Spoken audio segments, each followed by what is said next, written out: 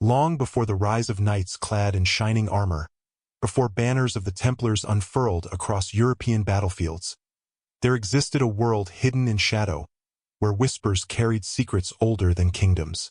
The air was thick with mystery, the faint scent of incense curling through stone corridors, echoing against walls that had witnessed centuries of silent devotion. In the flickering glow of oil lamps, figures moved with purpose, cloaked in robes of deep blue and crimson, their faces hidden beneath hoods that shielded them from the gaze of the uninitiated. Every gesture was deliberate, every word a key to a labyrinth of knowledge that few would ever touch. Some spoke of this order only in hushed tones, half in reverence, half in fear. Others dismissed them as myth, a story told to frighten children or to give meaning to the unknowable. Yet traces of their presence remained, subtle but unmistakable, etched into the stones of forgotten temples and whispered through the corridors of monasteries scattered across distant lands. Legends say that this secret order traced its origins to the most improbable of sources, the wisdom of Solomon, the king whose understanding of the universe surpassed even the loftiest dreams of his contemporaries. It was said that in the construction of his great temple, he embedded not only the tools of worship, but a kind of living knowledge, a code that spoke of order and chaos, of power and restraint, and of truths too dangerous for ordinary men to grasp. While kings and priests marveled at the grandeur of his stones, the true guardians of this wisdom understood that its value was not in its physical form, but in what it represented. A path to understanding the delicate balance between the seen and the unseen, the temporal and the eternal. And it was these guardians, operating quietly in the shadows, who carried fragments of Solomon's secrets across deserts and seas, through hidden corridors of time, until their influence could one day reappear in the heart of medieval Europe. The world they inhabited was one of contrasts. Outside, cities hummed with the clamor of commerce, the echo of hooves on cobblestones, the chatter of merchants trading silks and spices, gold and secrets alike. Within the confines of the order, silence reigned supreme. Their chambers were devoid of unnecessary adornment, lit only by the soft glow of candles whose flames seemed almost alive, dancing as if in response to unseen voices. Scrolls lined the walls, ink fading with age, filled with symbols that seemed to shift if one looked too long, letters that could conceal entire philosophies within a single stroke. Initiates spent hours, sometimes days, studying these writings, committing their meanings to memory, learning to interpret the hidden geometry of knowledge that bound the universe together. Every lesson, every ritual carried weight. A single misstep could mean exile, disgrace, or worse, a fate whispered about but never openly acknowledged. Despite the secrecy, the influence of this hidden order was not confined to their inner sanctum. Their agents moved quietly through cities and courts, advisors whose counsel shaped the decisions of rulers, merchants whose seemingly mundane transactions carried coded messages, and scholars whose seemingly ordinary texts were layered with hidden meanings. They were the invisible architects of history, a shadow upon the world that left its mark in ways that would only become visible centuries later. And yet, for all their power, the order existed in a delicate balance, constantly threatened by the very world they sought to influence. Ambition, greed, and the unquenchable thirst for dominion lurked at every corner. Those outside the order hungered for the secrets it guarded, while those inside wrestled with the moral weight of their knowledge. To possess such wisdom was to carry a burden heavier than any sword. Stories of betrayal were whispered even within their ranks. Initiates who faltered under the temptation of forbidden knowledge were quietly removed, their names erased from records, their existence becoming little more than a cautionary tale. Yet, these tales only added to the aura of mystique. To outsiders, they were a warning. To insiders, a reminder of the seriousness of their mission. The order's survival depended on discipline, loyalty, and a near-sacred devotion to secrecy. They understood that history itself could be manipulated, that a single revelation at the wrong moment could ignite wars, topple dynasties, or erase centuries of work. And so they persisted, patient, watchful, knowing that their time would come not with force, but with quiet, deliberate influence that could ripple through generations. In the stillness of their chambers, the air heavy with the scent of aged parchment and candle wax, one could almost hear the heartbeat of centuries.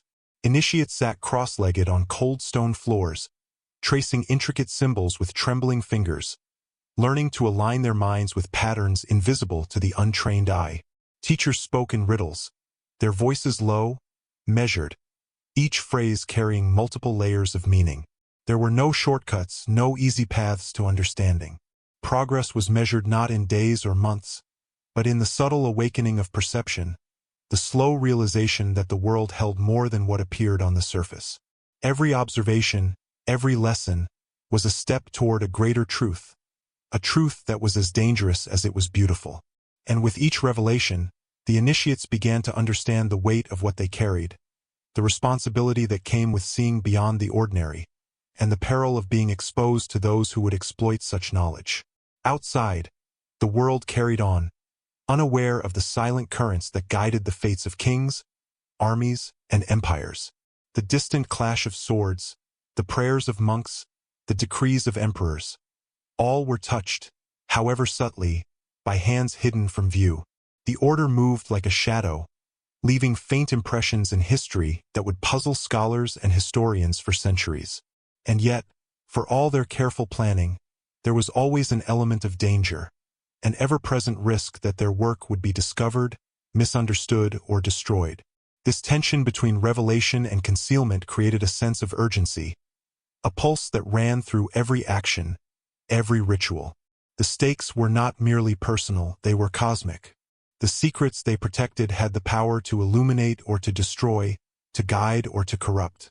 It is here, in these dimly lit halls and quiet corridors, that the story truly begins, not with knights in shining armor, not with the well-documented rise of the Templars, but with a small group of individuals committed to preserving something far older, far more powerful, and far more dangerous than most could imagine. They were the first guardians, the keepers of wisdom older than the stones they walked upon, and their legacy would ripple across time, influencing the course of history in ways that would only become visible centuries later. As we peer into this world, we begin to see not only the secrets they protected, but the human hearts that carried them, the courage, the fear, the devotion, and the burden of knowing something the world was not yet ready to understand. And with that understanding comes a question that lingers in the mind long after the candle has burned low. What secrets were so dangerous, so powerful, that they had to be kept hidden from all eyes, waiting patiently for the right time to emerge? Long after the whispers of a hidden order first threaded through the corridors of ancient temples, the name of Solomon carried with it a weight that transcended time and place. He was a king renowned not merely for his rule, but for a wisdom so profound that it seemed almost supernatural, a mind capable of untangling the most intricate of dilemmas and seeing patterns invisible to others. Tales of his insight spread across the lands, growing with each retelling, painting a picture of a man whose understanding of the universe was so complete that even the natural and the divine bent in subtle obedience to his will. It was said that he could communicate with animals, command the elements, and decipher the hidden truths of the cosmos. Yet perhaps the most compelling of his feats lay not in what he conquered or commanded, but in what he created. A temple magnificent beyond imagination, said to contain secrets that could change the very course of humanity. This temple was no ordinary place of worship. According to legend, every stone, every carving, and every architectural choice was deliberate, a coded message designed to be understood only by those initiated into a rare, secret knowledge. Some claimed the temple held an artifact of unimaginable power, a relic that could reveal the deepest mysteries of creation.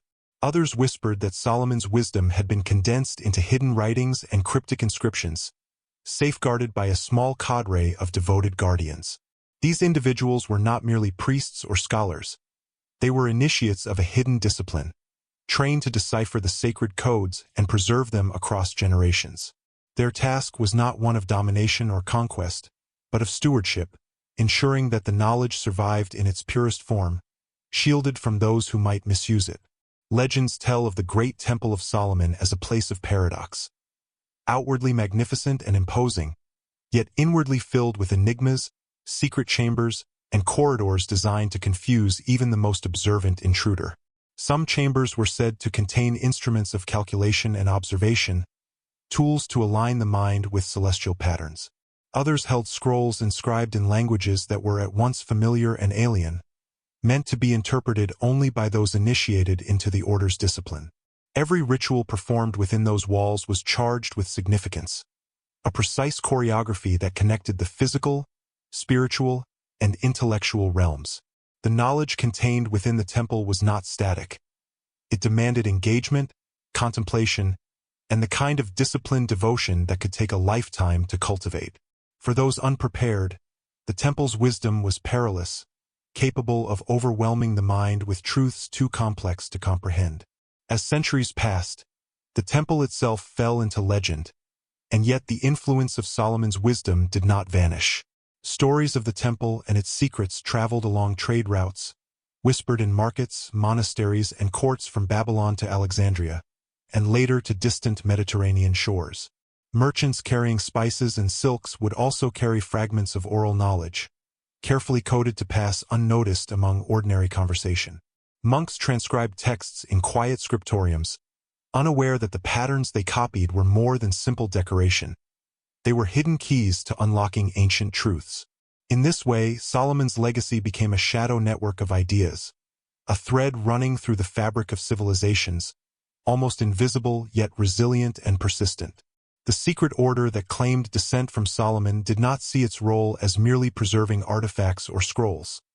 It was the guardianship of understanding itself. Members were trained from youth, not in warfare or politics, but in perception, logic, and subtle observation. They learned to read the spaces between words, to notice the significance of silence as much as speech, to discern meaning in patterns of stars or stones. Their education was rigorous, demanding not only intelligence, but patience, discipline, and an almost unnatural sensitivity to the hidden currents of the world around them. Failure was not merely personal. It threatened the survival of knowledge that had already endured centuries. Those who strayed from the path, succumbing to arrogance or curiosity without restraint, were quietly removed, their memory erased, leaving only the myth of their existence. Yet even in secrecy, the order could not remain entirely insulated from the world.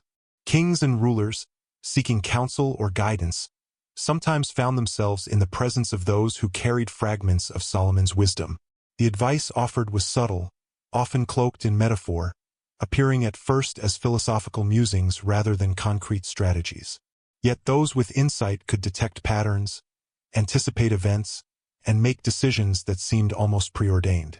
It is said that some of history's most astonishing turns, the rise and fall of leaders, the outcomes of battles, the negotiation of treaties, were quietly shaped by the guidance of these shadowed advisors.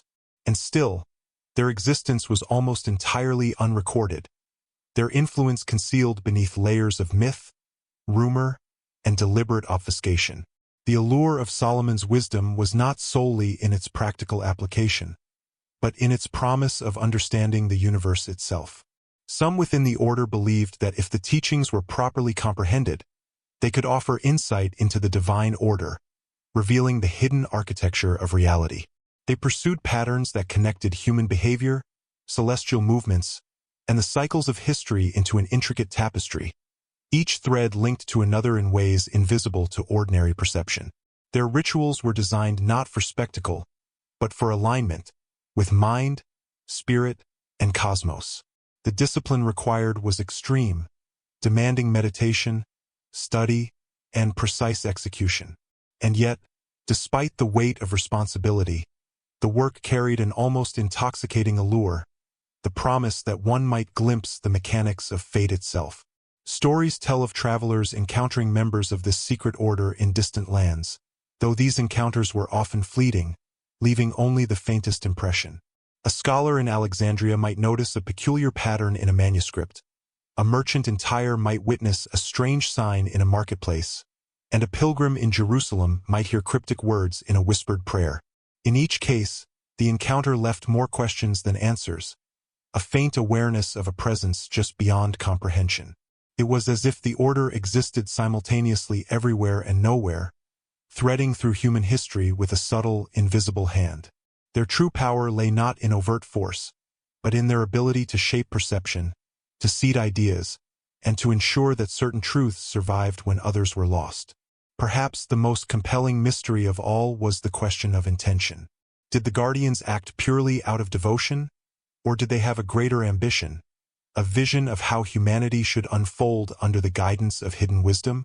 The truth remains obscured, lost in centuries of legend and selective memory. What is clear, however, is that their work demanded secrecy, not merely for protection, but because revelation itself could be perilous. Knowledge, when misunderstood or misused, has the power to destroy, to inflame, to destabilize societies. And so they persisted, hidden yet vigilant, patient yet purposeful, ensuring that fragments of Solomon's wisdom endured, like seeds planted in secret gardens, waiting for the right moment to grow. As the sun set over distant lands, casting long shadows across stone courtyards and ancient roads, the order remained steadfast. Their halls were silent except for the occasional murmur of study, the faint scratching of quills on parchment, and the low chanting of initiates deep in meditation. Outside, the world moved in its chaotic rhythm. Kingdoms rose and fell, wars erupted, and empires expanded, oblivious to the currents of knowledge flowing invisibly beneath the surface. And yet, as history would later reveal, these currents shaped the tides of civilization, guiding events in ways that seemed miraculous, yet were the product of centuries of careful, deliberate stewardship. In the stories that survived, in the myths whispered from one generation to the next, there remained a single persistent question. What if the wisdom of Solomon had not been lost to time, but had been carefully preserved, concealed in plain sight, and quietly waiting for those who could recognize it? The lands of the Holy Land were a place of wonder, of chaos, and of contradictions, where ancient civilizations had risen and fallen, leaving behind layers of stone, dust, and secrets.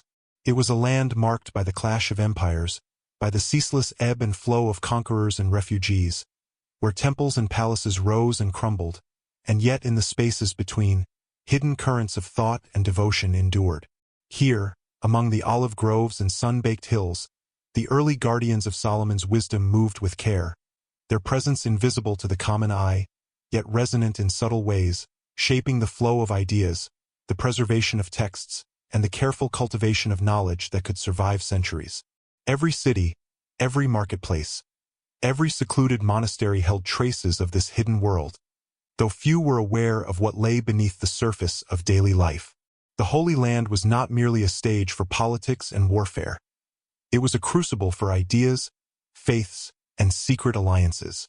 Religions and philosophies collided, intertwined, and evolved. From the mighty temples of Jerusalem to the quiet, candlelit cells of monks and ascetics, every corner contained echoes of belief, devotion, and hidden inquiry. It was a place where knowledge was both revered and feared, where the uninitiated could glimpse fragments of insight without ever comprehending their full significance. Within this tension, secret societies flourished, carefully navigating the dangers of discovery while pursuing the preservation of wisdom. These were not societies seeking dominion over others through armies or taxation, but through understanding, subtle influence, and the patient cultivation of minds capable of perceiving truths beyond ordinary comprehension. Among these early societies were groups whose origins are obscured even in the faintest historical record. They were scholars, scribes, and adepts, trained to recognize the delicate patterns hidden within texts, architecture, and ritual. Their work was painstaking and slow, measured not in days or months, but in decades and lifetimes. Every scroll copied, every inscription carved, and every ritual performed was part of a continuum, a lineage of knowledge stretching back to the age of Solomon himself. Their discipline was absolute, for they understood that even a single mistake could distort the meaning of centuries of accumulated insight. They were silent stewards of a heritage that demanded both reverence and cunning, knowing that the survival of their knowledge depended on discretion and patience. It was a dangerous time. The region was rife with conflict, from small skirmishes between neighboring city-states to sweeping invasions by foreign empires. Each conquest carried with it the risk of destruction, the burning of libraries, the loss of knowledge painstakingly preserved over generations.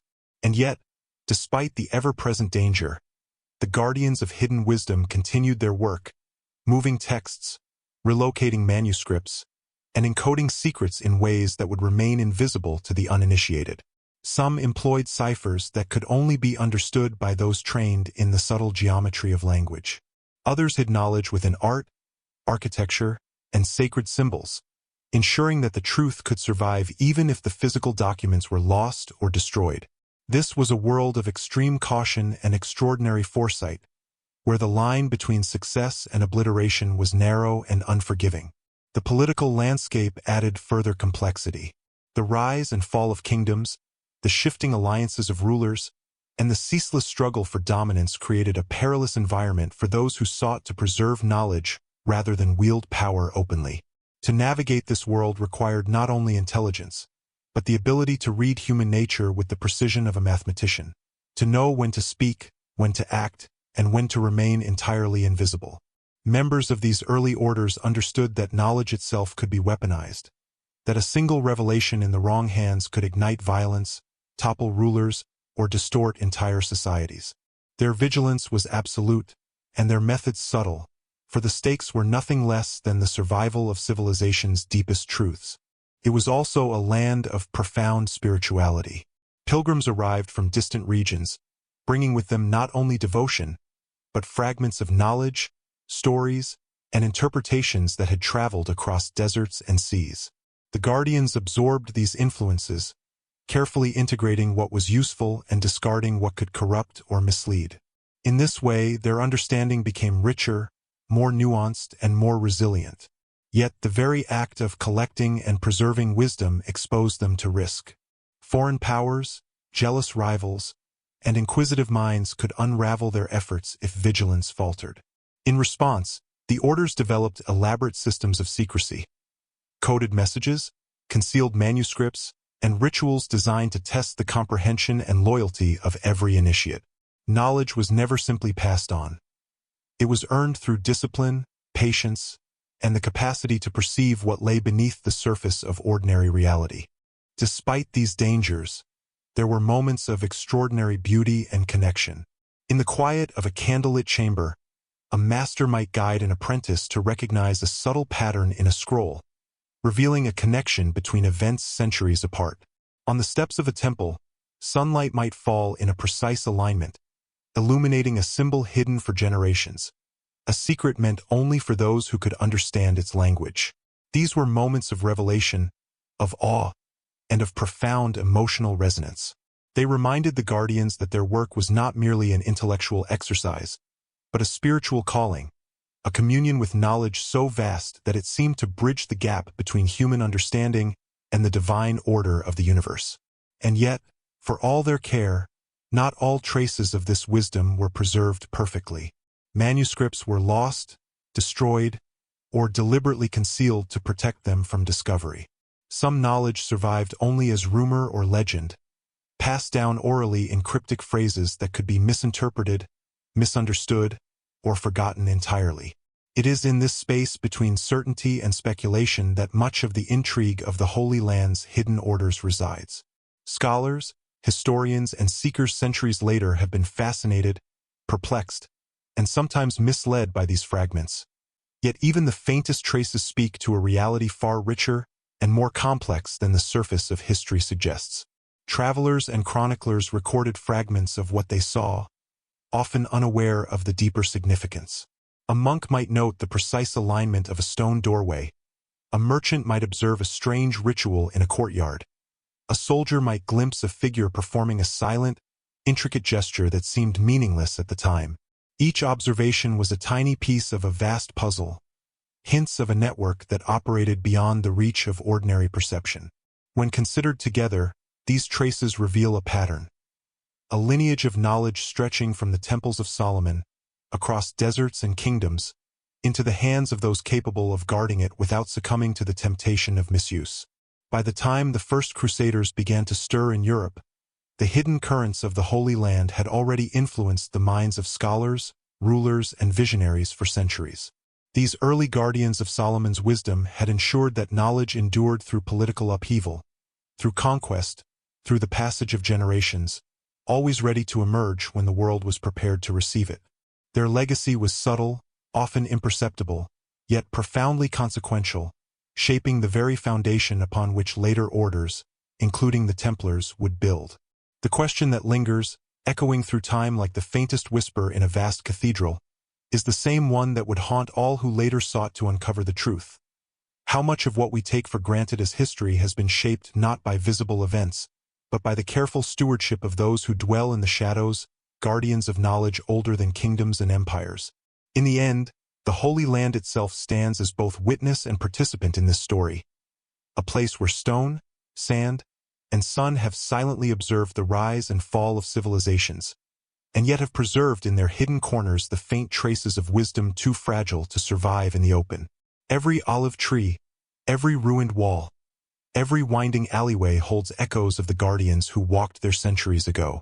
They remind us that history is never simply a record of battles and kings, but a complex web of unseen influences, deliberate choices, and whispered knowledge carried quietly across generations. And in contemplating these echoes, we are left with a profound sense of awe and curiosity, an awareness that the past is far richer and stranger than it first appears, and that somewhere in the shadows of the Holy Land, the secrets of Solomon endure, waiting to be discovered by those willing to look beyond the surface. In the shadows of history, long before the clang of swords or the banners of crusaders, the first guardians of Solomon's wisdom quietly established their presence. They were neither kings nor conquerors, yet their influence was profound, carried not through armies but through careful stewardship, silent observation, and meticulous preservation of knowledge. Their origins are shrouded in mystery, obscured by the passage of centuries and the deliberate secrecy that defined their existence. Some historians speculate that these guardians emerged from the intellectual and spiritual ferment of the Levant, drawing on traditions from Egypt, Babylon, and early Jewish and Christian communities. Others suggest that their lineage stretches even further, to obscure sects whose names and practices have vanished almost entirely, leaving behind only faint traces of ritual, symbolism, and whispered legend. These early custodians were deeply aware of the fragility of knowledge. They lived in a world where wars could annihilate entire cities, fires could reduce libraries to ashes, and the ambitions of rulers could destroy centuries of careful cultivation in an instant. Their task was to protect the wisdom of Solomon, to ensure that it survived in forms that could endure the relentless passage of time. This was not a task for the faint-hearted. It required patience, intelligence, and an almost mystical dedication. Initiates were trained in ways that would seem unnatural to outsiders. Memorization of cryptic texts, deciphering hidden patterns in architecture and manuscripts, and mastering rituals that aligned the mind with principles beyond ordinary perception. Every lesson was a test, every observation a lesson in vigilance. The guardians understood that knowledge itself could be dangerous. It was said that even a fragment of Solomon's wisdom, if misunderstood or misapplied, could lead to chaos.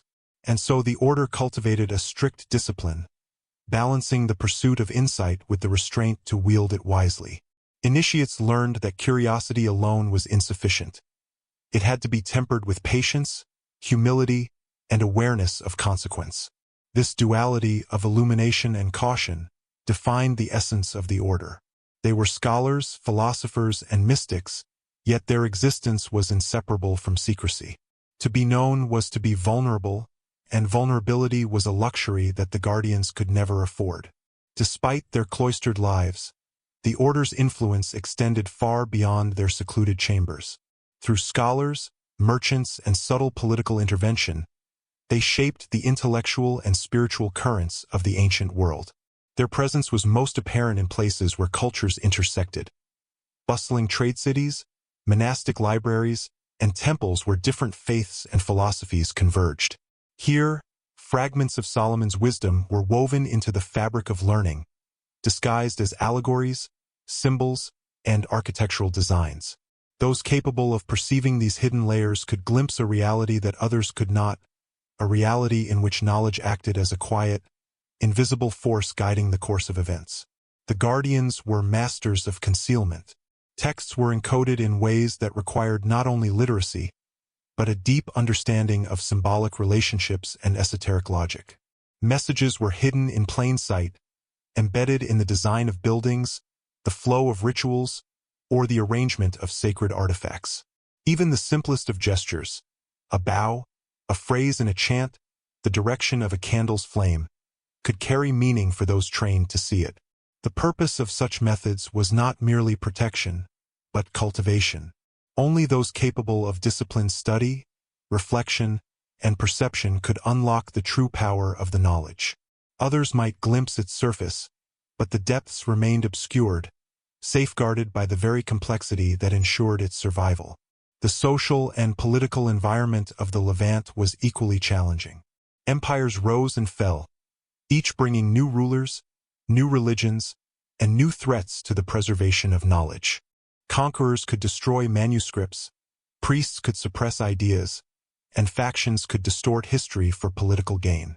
The guardians adapted, becoming itinerant scholars and silent observers, moving texts and relics from one safe location to another, often under the cover of night.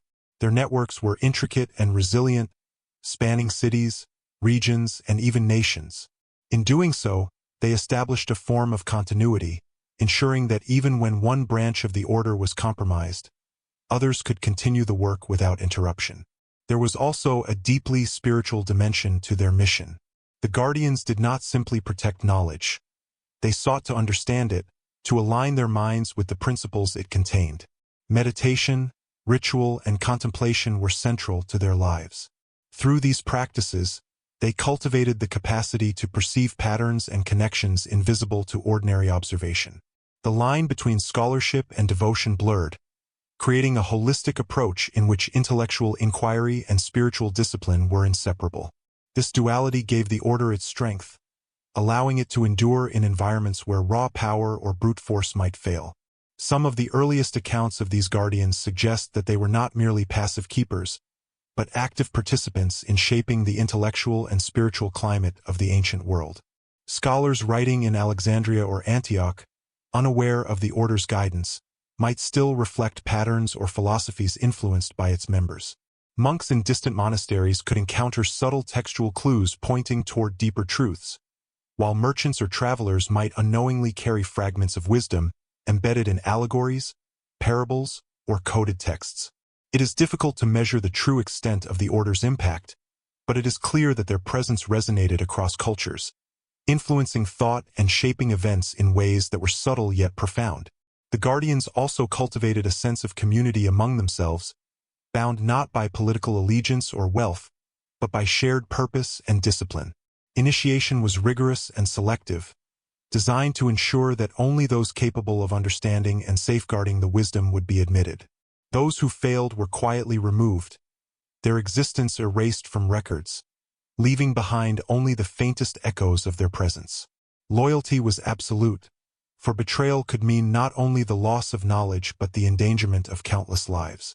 This combination of secrecy, discipline, and moral responsibility created an order that was extraordinarily resilient, able to survive periods of upheaval that destroyed less careful institutions. Yet, even within the order, there were moments of tension and human vulnerability. The weight of responsibility, the isolation, and the constant need for vigilance placed a profound emotional strain on initiates. Some succumbed to doubt, ambition, or fear, threatening the integrity of the knowledge they were sworn to protect. Others rose to extraordinary heights of insight, discovering patterns and connections that even the most senior members had not perceived. It is in these moments of failure and triumph, doubt and revelation, that the order's humanity is most apparent, reminding us that history's hidden architects were not mystical automata, but living individuals, grappling with the same fears, hopes, and moral dilemmas that define human experience. Through this combination of caution, discipline, and devotion, the order endured, quietly influencing the flow of events in ways that would only be recognized centuries later. They laid the groundwork for future societies that would rise from the chaos of the medieval world, ensuring that certain principles and fragments of Solomon's wisdom would survive to inspire the next generation of seekers. Their work was invisible yet foundational, subtle yet transformative. Every manuscript preserved, every symbol encoded, and every ritual performed was a seed planted in the soil of history, waiting for the right conditions to bloom. In reflecting upon their legacy, it becomes clear that these first guardians of Solomon's wisdom operated in a realm beyond ordinary perception, where knowledge and secrecy were inseparable, where intellectual rigor was entwined with spiritual discipline, and where human courage and devotion were tested at every turn. They remind us that history is rarely shaped solely by the visible, by kings, armies, and battles, but often by those who operate in the shadows, quietly guiding, preserving, and shaping the forces that will one day emerge into the light. And as we attempt to trace the lineage of such influence, we are left with a profound question. How many of the world's most enduring truths have been safeguarded not in plain sight, but in the careful, patient hands of those who understood that some knowledge is too powerful to be exposed recklessly, and must instead be protected until the time is right? Solomon's temple stood as a monument not only to faith but to the very mystery of knowledge itself. Its towering columns, carved with intricate designs, and its golden interiors dazzled the eye. Yet it was within the quiet, hidden recesses of the temple that the greatest secrets were said to dwell. The temple's outer splendor was a spectacle of devotion, a display of human skill and ambition, designed to inspire awe in all who beheld it. Yet those who walked its corridors with the eyes of the uninitiated would see only its grandeur. The temple's true purpose remained concealed, hidden behind layers of symbolism, ritual, and encoded architecture. The guardians of Solomon's wisdom knew that the physical structure was merely a vessel, a protective shell for the intangible knowledge within. A knowledge so potent that it demanded careful concealment and meticulous preservation. Legends speak of secret chambers, concealed doors, and subterranean passages that were inaccessible to ordinary priests or visitors. These spaces were not intended for decoration, nor merely for the storage of treasures. They were repositories of understanding, designed to shield the wisdom from those who could not comprehend its significance. Scrolls, tablets, and artifacts were arranged with precise care, each placement a part of a larger symbolic structure, a map of meaning that connected human perception to divine order. Some texts were written in ciphers that resisted translation for centuries, while others contained allegories so complex that only those trained within the order could grasp their layered significance. The temple itself became a living embodiment of knowledge, a structure in which architecture, ritual, and spiritual discipline converged to preserve the sacred. The temple's design was not accidental. The orientation of doors and corridors, the measurements of halls, and the placement of statues and reliefs all followed a meticulous logic, one that resonated with principles of harmony, geometry, and cosmic alignment. Scholars who examined these features centuries later would marvel at their precision, yet they often failed to perceive the deeper meaning, seeing only artistry without understanding the encoded wisdom. For the guardians, every step through the temple was an exercise in contemplation, a journey of the mind and spirit as well as the body. Initiates moved through its halls in patterns designed to train perception, attention, and understanding, learning to recognize the subtle interplay between the material and the metaphysical. In this way, the temple itself became a teacher, imparting lessons to those capable of observing with care and insight. Some legends suggest that certain chambers contained instruments or tools that allowed initiates to observe celestial alignments, to map the movements of the heavens onto the structure of the temple itself. These tools were not merely scientific instruments. They were symbolic, reflecting the guardian's belief that the cosmos and human existence were intertwined in intricate, often invisible patterns. Observation and study were not abstract pursuits.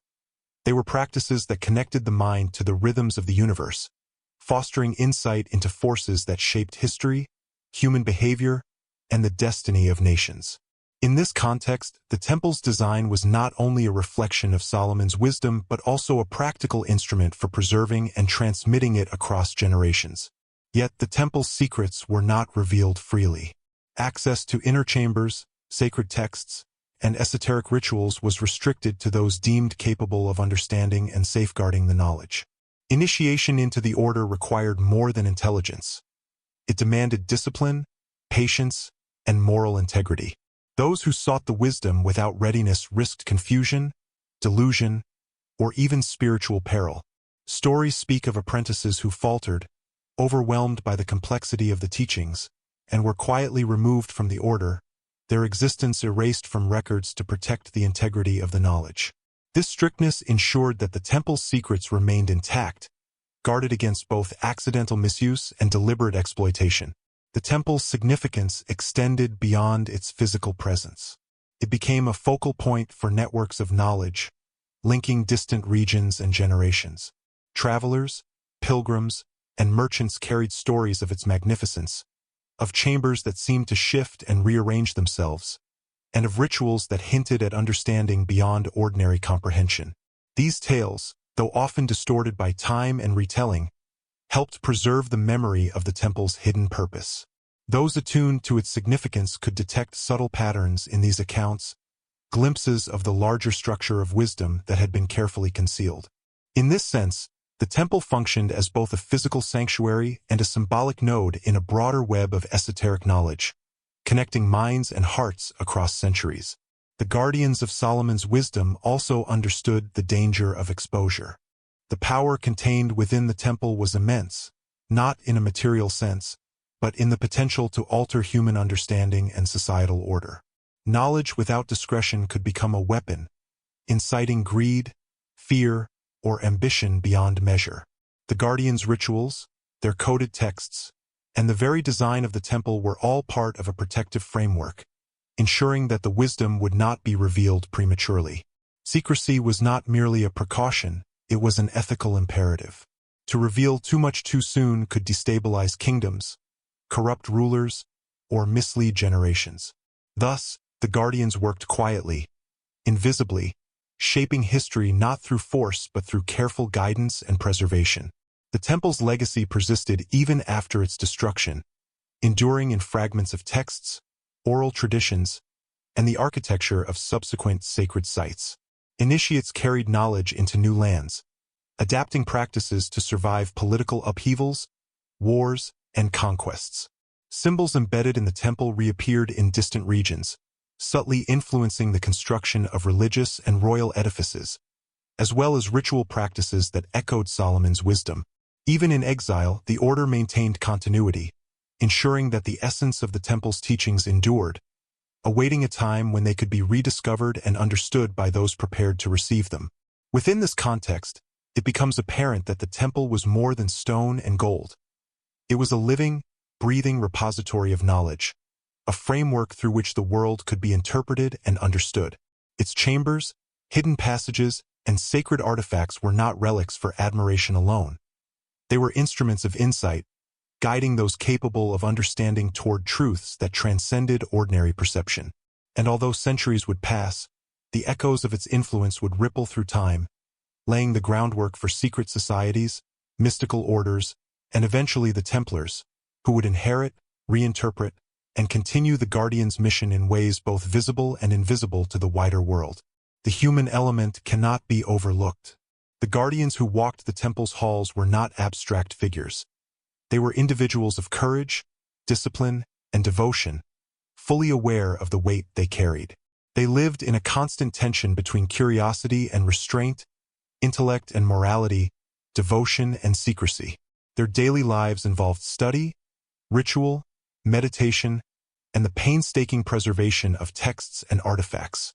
Each generation of initiates understood that they were part of a continuum, that their actions would shape the destiny of wisdom across centuries.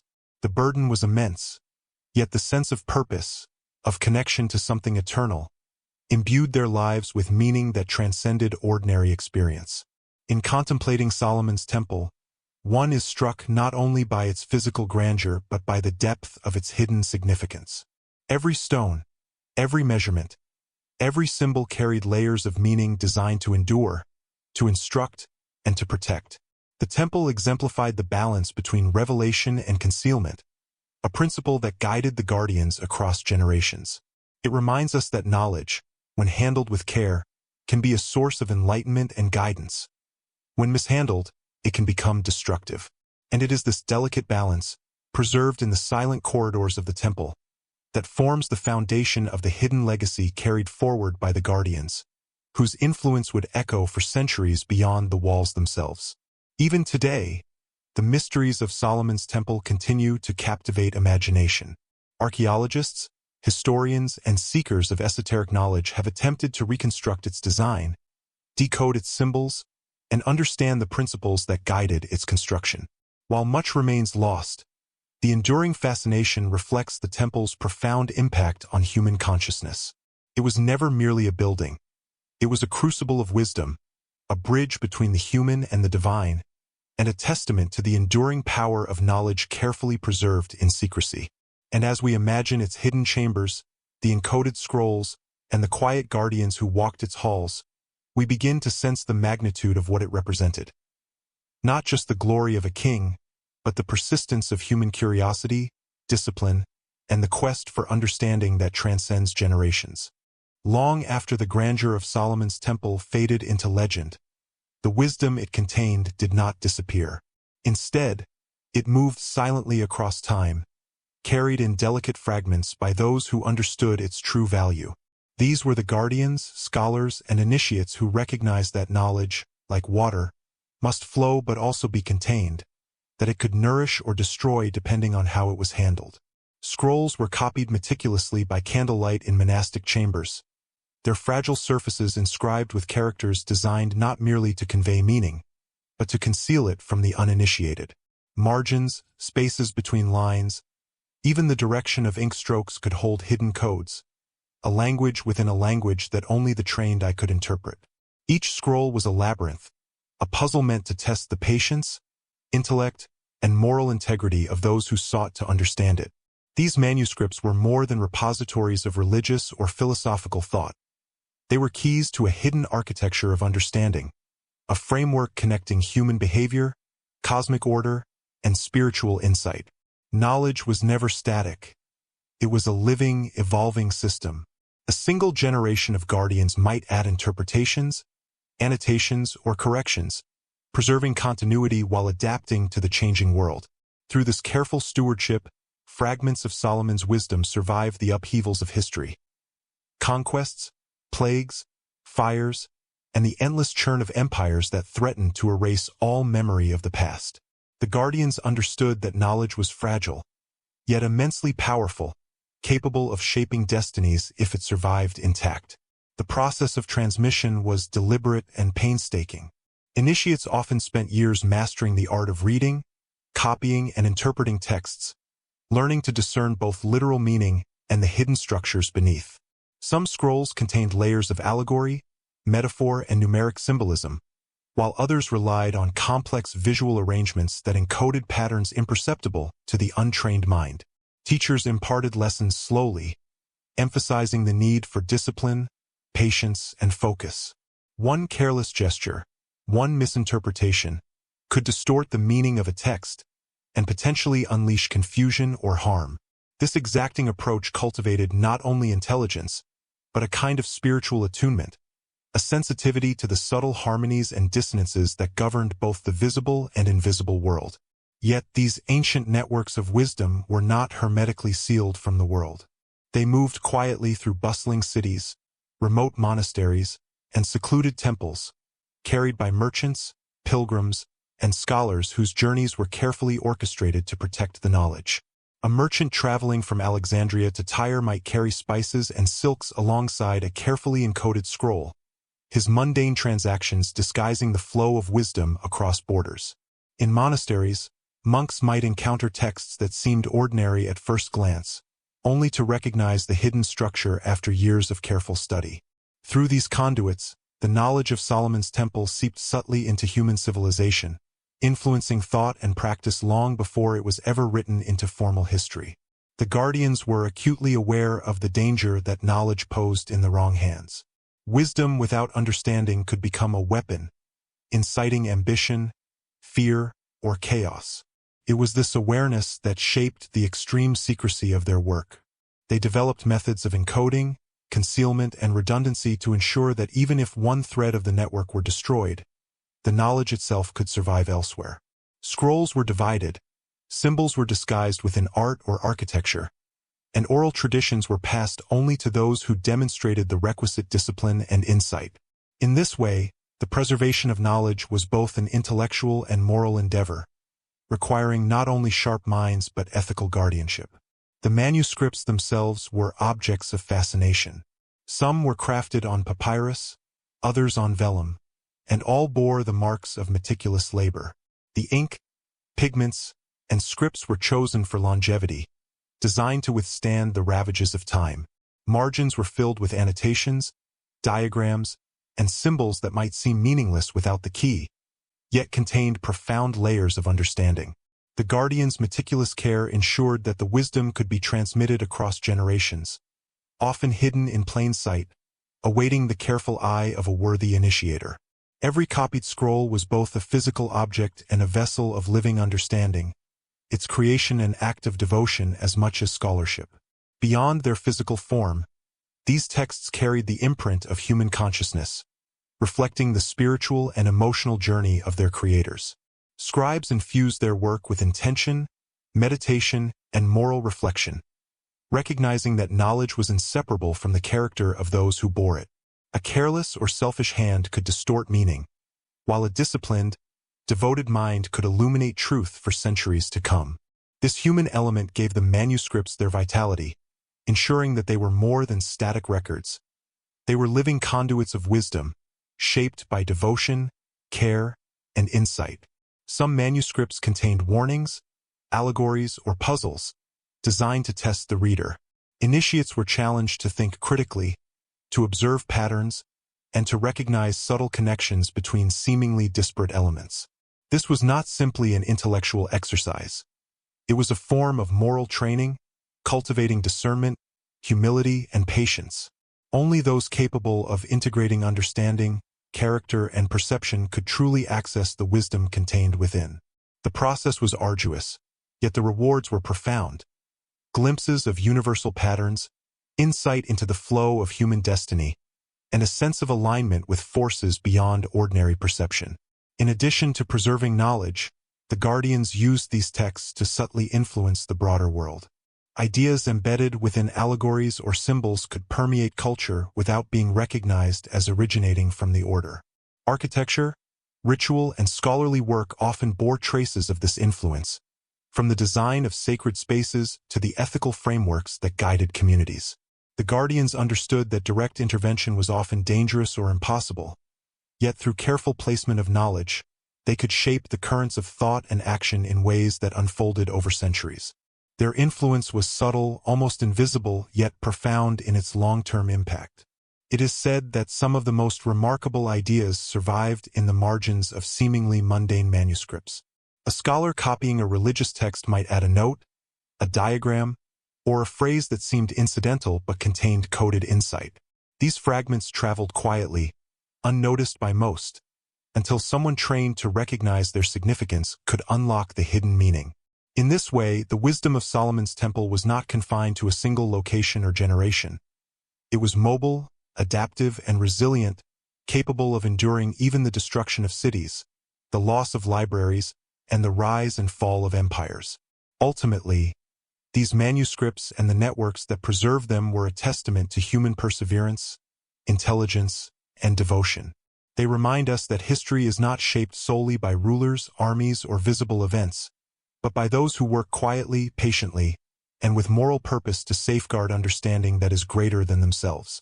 The guardians of Solomon's wisdom understood that their role was not to dominate or control, but to ensure that knowledge endured, guiding future generations toward insight and illumination. They carried a profound responsibility, one that demanded patience, humility, and unyielding dedication, for the stakes were nothing less than the preservation of the deepest truths of human existence. Even today, echoes of this hidden preservation can be traced in the texts, traditions, and symbols that have survived across centuries. Scholars and seekers who study ancient manuscripts, cryptic inscriptions, and mystical traditions are, in a sense, following the path laid by these early guardians. Every discovery, every connection made between fragments, reflects the enduring legacy of those who understood that true wisdom is fragile, and that its survival depends on careful stewardship, discretion, and a profound respect for the weight of knowledge. And as we consider the journey of these manuscripts, from the candlelit chambers of the Levant to distant lands, through generations of unseen hands, we begin to appreciate not only the resilience of wisdom, but the extraordinary foresight, devotion, and courage of those who risked everything to preserve it. Across the deserts, valleys, and cities of the ancient world, whispers of hidden orders traveled silently, often unnoticed by the masses. Long before the Templars took their vows and carried their banners into battle, there existed groups whose very existence was a paradox. Devoted to preserving wisdom, yet invisible to history.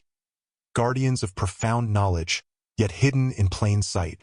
These were the early custodians of secrets older than kingdoms, sects whose names have faded from memory, leaving only fragments, inscriptions, and the faintest echoes of ritual. They were scattered across the great civilizations of Egypt, Babylon, and early Christian communities.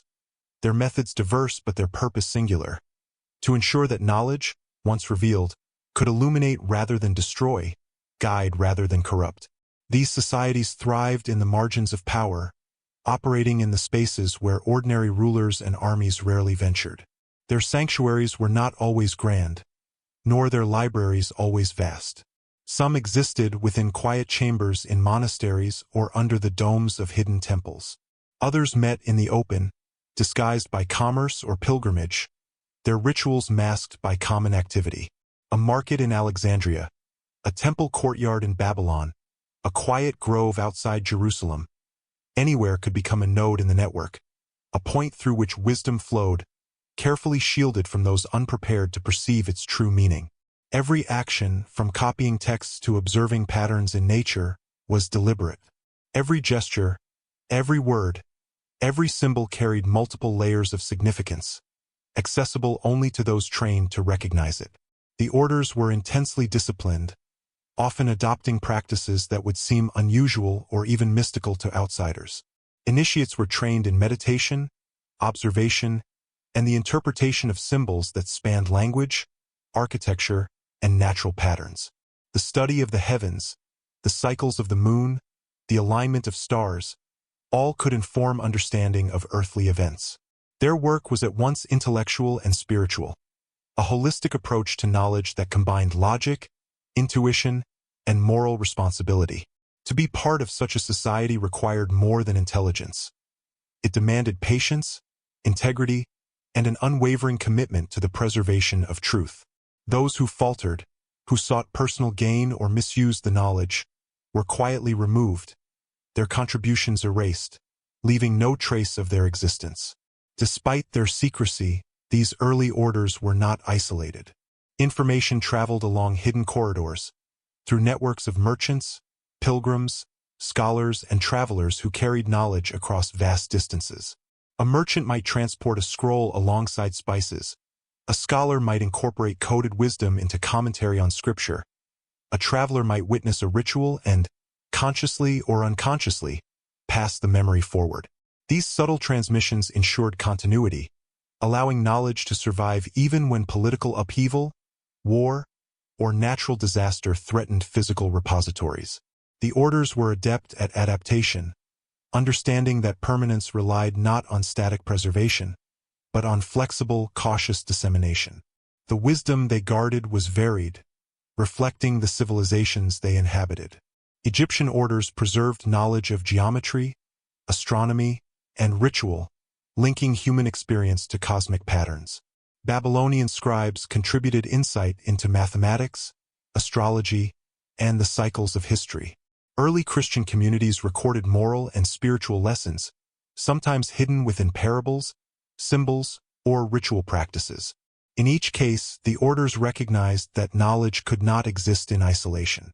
It required context, integration, and careful transmission to retain its potency across generations. Fragmented as it was, this composite wisdom formed the foundation for future orders, laying the groundwork for ideas that would later manifest in medieval Europe and eventually within the structure of the Knights Templar. What made these societies remarkable was their understanding of secrecy as a tool, not simply a shield. Knowledge, once revealed indiscriminately, could destabilize civilizations, incite ambition, or provoke fear. The Guardians developed methods for encoding, disguising, and embedding information in ways that were simultaneously visible and invisible. Architectural features, ritual sequences, numerology, allegories, and symbolic art all functioned as vessels for wisdom, accessible only to those trained to recognize and interpret them. This dual nature, public and private, visible and concealed, ensured both preservation and resilience. Even if a library was destroyed or a temple fell, the knowledge had already traveled elsewhere, safeguarded by networks that spanned regions and generations. The human stakes in these societies were profound. Initiates often lived under immense pressure, aware that a single mistake could compromise centuries of work. The pursuit of wisdom was inseparable from the cultivation of character.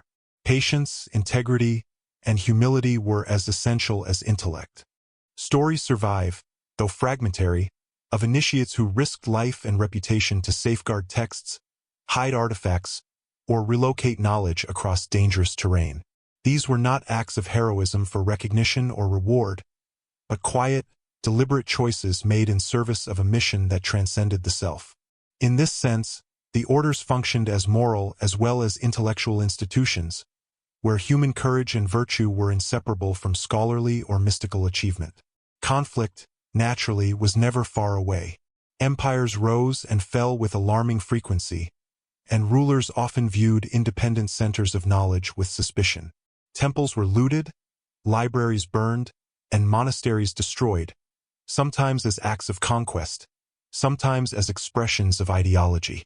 The orders learned to move, adapt, and survive. Manuscripts were divided, symbols encoded in ordinary texts, and oral teachings passed selectively. Each generation of guardians understood the fragility of their mission and developed contingencies to ensure the continuity of knowledge. Their survival was as much a triumph of foresight and strategy as it was of devotion or intellect. Even amid this precarious existence, the orders cultivated beauty and meaning. Their rituals, often hidden in plain sight, harmonized with natural cycles and celestial alignments. Artifacts, inscriptions, and sacred spaces carried symbolic resonance that spoke to ethical principles, cosmic order, and the potential for human enlightenment. These were not idle embellishments. They were deliberate, layered transmissions of knowledge. A single gesture in a ceremony could encode lessons in perception, morality, and the structure of reality itself. A sculpted relief, a repeated motif, or the alignment of columns could encode patterns that, when interpreted correctly, revealed the principles underlying the physical and spiritual world. Through this careful, deliberate practice, knowledge was not merely preserved. It was refined, transmitted, and adapted. Each generation of guardians added insights, clarified ambiguities, and integrated the wisdom of new cultures and civilizations. Their work was iterative, cumulative, and profoundly patient. By the time the first stirrings of the medieval world began to take shape, these hidden orders had already influenced a vast tapestry of human thought, stretching from the temples of Egypt and Babylon to the monasteries and scholarly circles of Europe. The continuity of their mission was remarkable, not only for its endurance but for the subtlety of its influence, shaping events, ideas, and cultures in ways that would only later be recognized. Ultimately, the significance of these early orders lies not in their power, but in their vision. They understood that wisdom is a delicate force, one that must be nurtured, protected, and shared only when the time is right. Their impact was measured not in conquest or wealth, but in the survival and transmission of ideas across generations, ideas capable of shaping the moral, spiritual, and intellectual foundations of societies long after the founders themselves had passed into obscurity.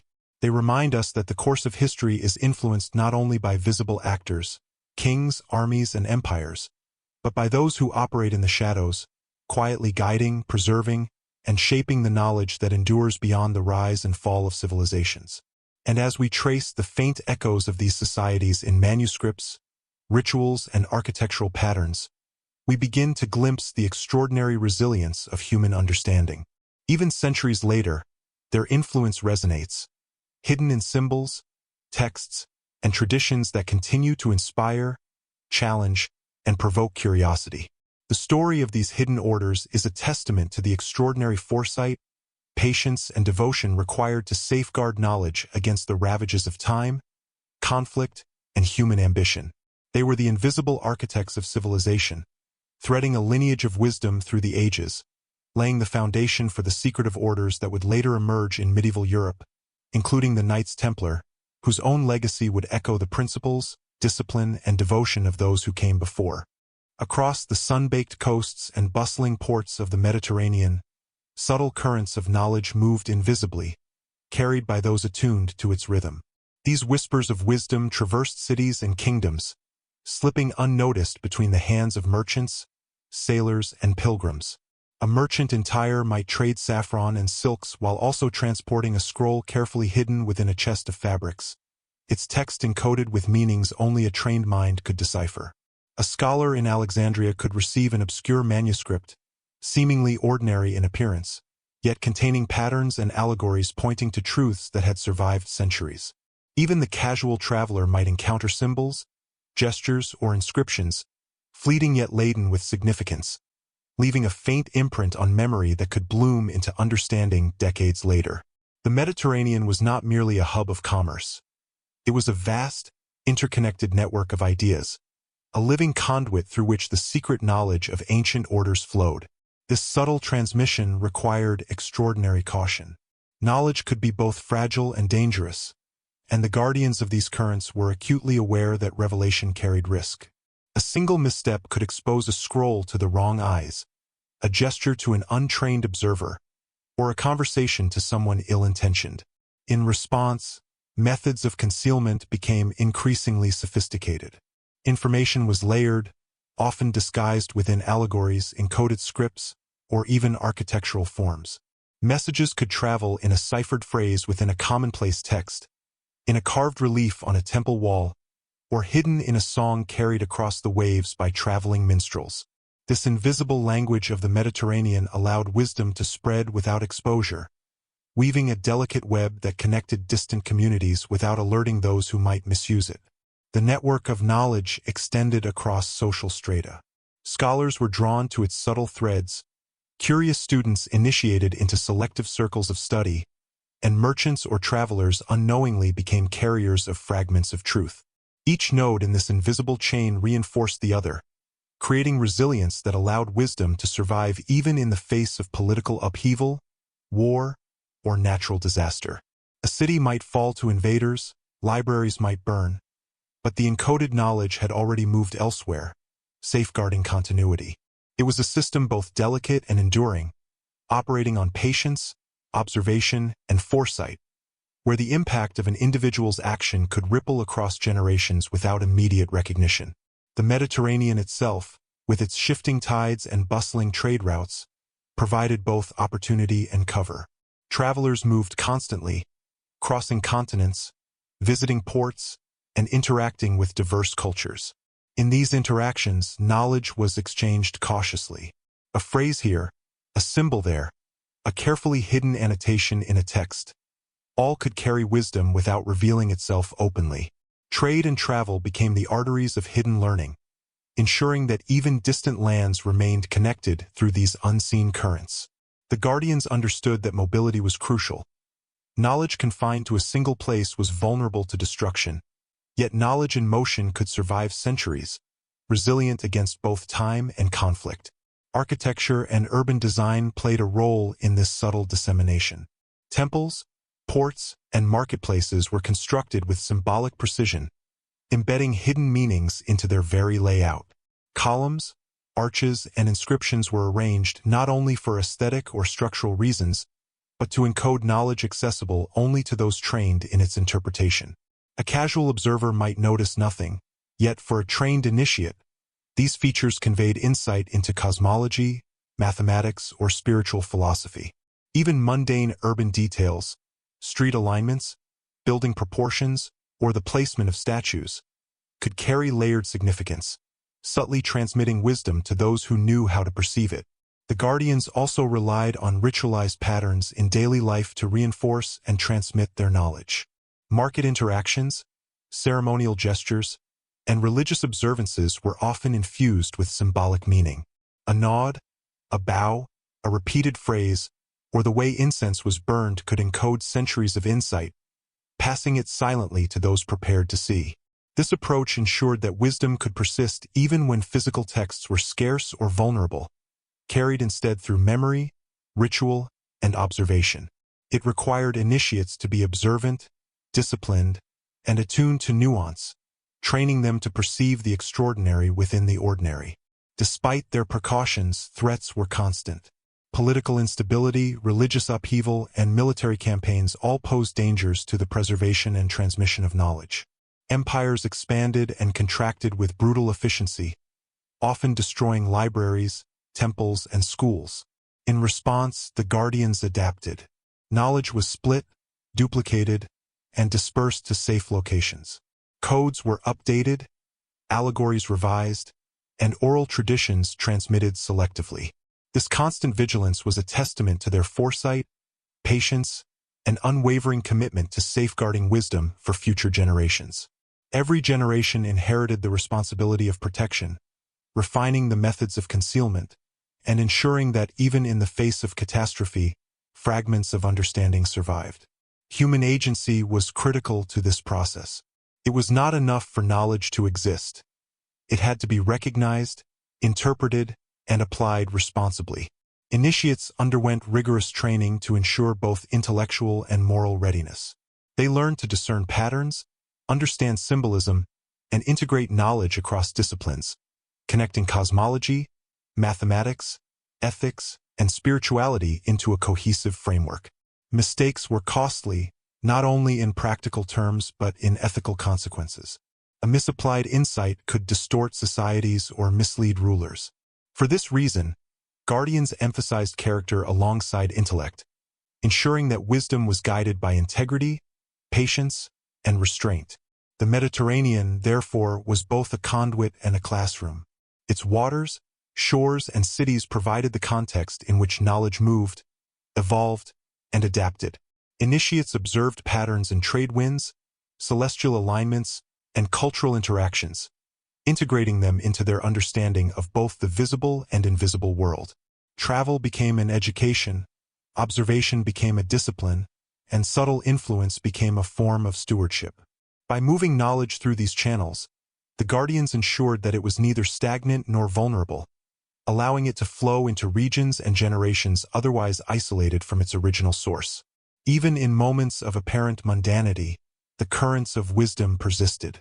A sailor observing the alignment of stars might record a pattern, unaware that it echoed centuries-old principles. A merchant negotiating a trade could unknowingly preserve a code embedded in a parchment. A pilgrim visiting a temple might witness a ritual gesture, carrying its memory forward without understanding its full significance. These fragments, when gathered and interpreted by future initiates, contributed to the resilience and continuity of knowledge. The guardians understood that survival depended not on immediate comprehension but on long-term persistence, patience, and careful observation across generations. The influence of these currents is subtle yet profound. Through centuries, the knowledge preserved and transmitted by the Mediterranean network laid the groundwork for the emergence of secretive orders in Europe. Symbols, practices, and concepts reappeared, adapted to new contexts, and integrated into new systems of learning.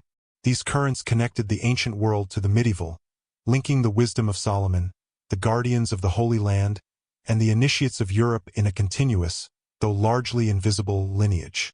In this sense, the Mediterranean was not just a geographical space, but a living artery of intellectual and spiritual continuity, shaping thought, practice, and culture across vast distances and centuries. Ultimately, the guardian's mastery of subtle transmission illustrates the delicate balance between visibility and concealment, movement and stability. Knowledge was preserved not through force, but through strategy, observation, and disciplined stewardship. The Mediterranean currents of wisdom remind us that history is influenced not only by what is visible, the battles, the kings, the empires, but by what moves quietly beneath the surface, carried by those capable of understanding its significance and protecting it through time. Even today, traces of these currents persist, encoded in texts, architecture, rituals, and cultural memory, awaiting the perceptive eye to discern their significance. In the heart of Byzantium, the city of gold and stone, the pulse of empire was matched only by the subtle currents of secrecy that flowed through its streets and palaces. The capital, a dazzling mosaic of domes, towers, and spired churches, was a hub not only of politics and commerce but of hidden knowledge. Here, among scholars, monks, nobles, and artisans, clandestine orders thrived, their presence invisible to all but those trained to perceive it. They were the silent inheritors of ancient wisdom, connected by a lineage stretching back through the deserts and temples of the Holy Land. Byzantium offered both opportunity and danger, a city of immense learning and culture, yet one where intrigue, suspicion, and political maneuvering could threaten the very survival of those who sought to preserve knowledge in secret. The guardians in Byzantium were masters of subtlety. They understood that influence could be wielded quietly, without attracting the attention of rulers or the masses. A scholar might insert a coded message into a manuscript destined for a court official. An artisan could craft architectural details that encoded hidden teachings. A monk could deliver allegorical sermons that shaped thought without overtly revealing their source. Every action was deliberate, every interaction calculated to preserve and transmit knowledge while maintaining secrecy.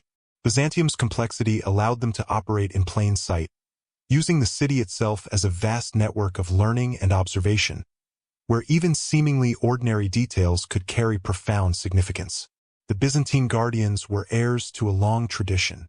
They had inherited wisdom not only from the Holy Land but also from the civilizations that preceded it: Egypt, Mesopotamia, and the Hellenistic world. Mathematics, astronomy, philosophy, and spiritual practice were interwoven, creating a tapestry of knowledge that was simultaneously practical, symbolic, and mystical. These threads were carefully preserved, often disguised within texts, rituals, and the design of sacred spaces. A single manuscript could contain multiple layers of meaning, accessible only to those trained in the principles of observation, logic, and morality that define the guardian's discipline. The city itself, with its labyrinthine streets and elaborate public spaces, became both classroom and sanctuary for those who sought to understand and protect this knowledge. Yet Byzantium was not merely a place of learning.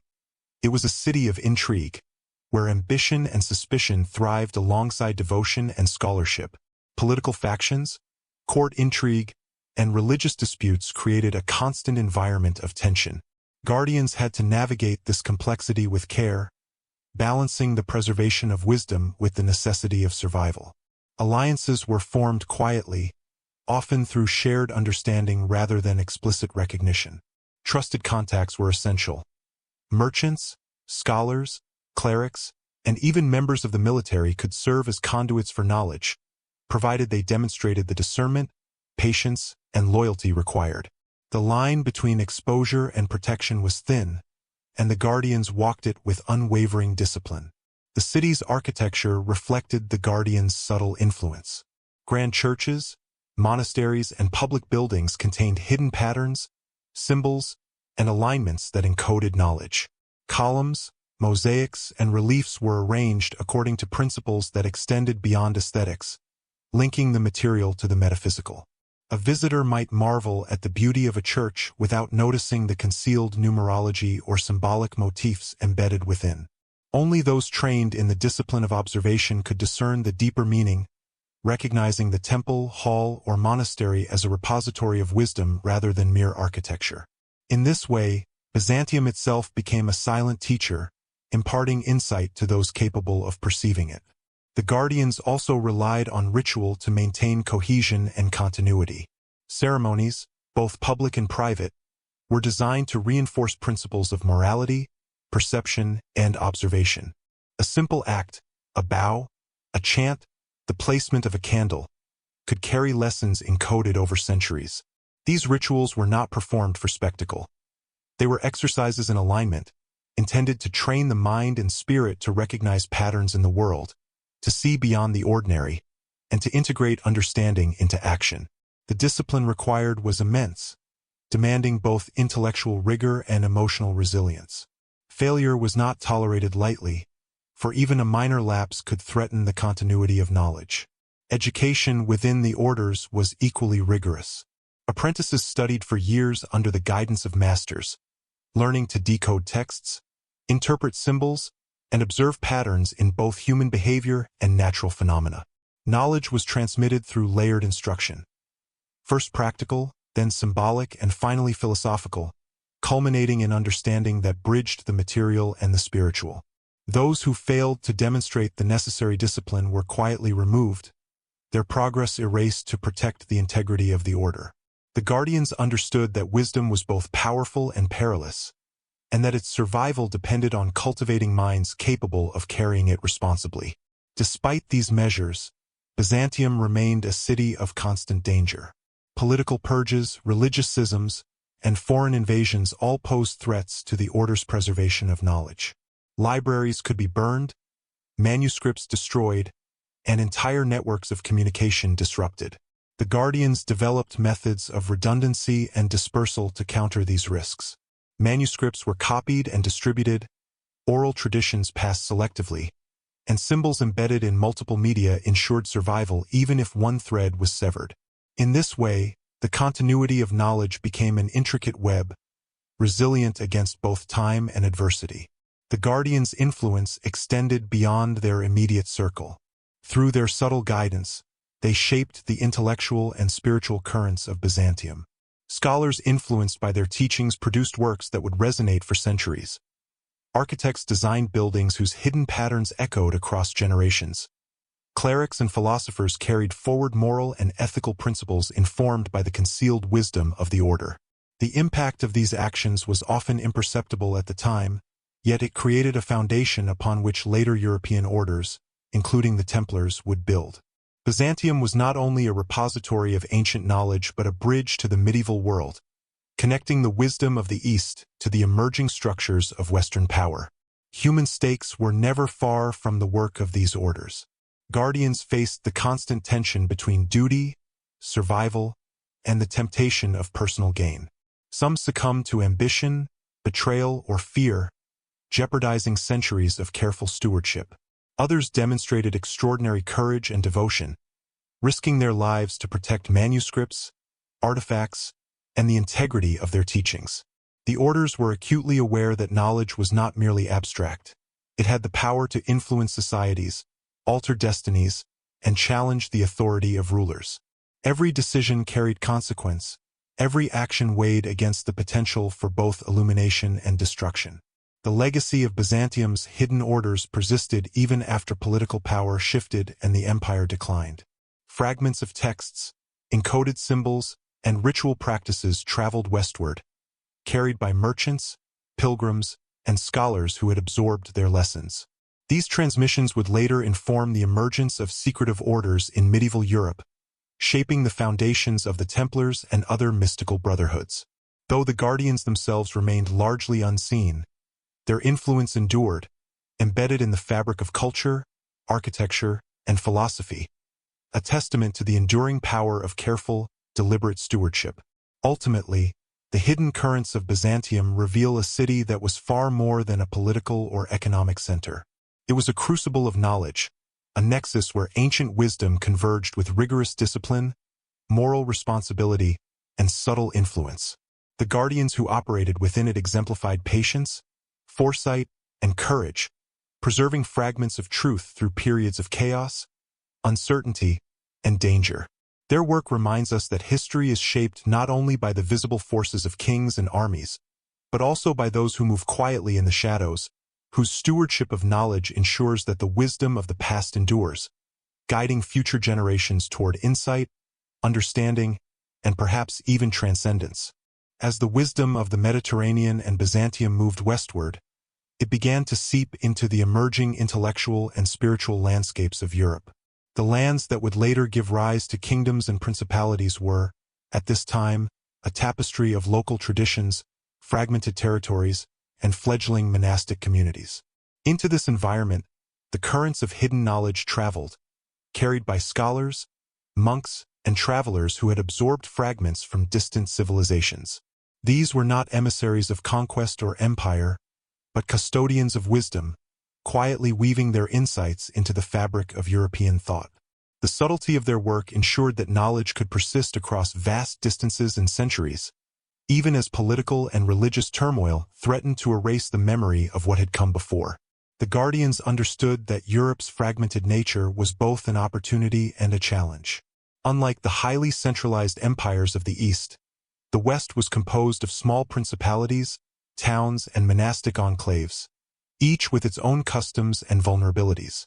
Knowledge could flourish here if it was distributed carefully, embedded within existing structures, and transmitted through networks of trust. Monasteries became critical hubs for this preservation.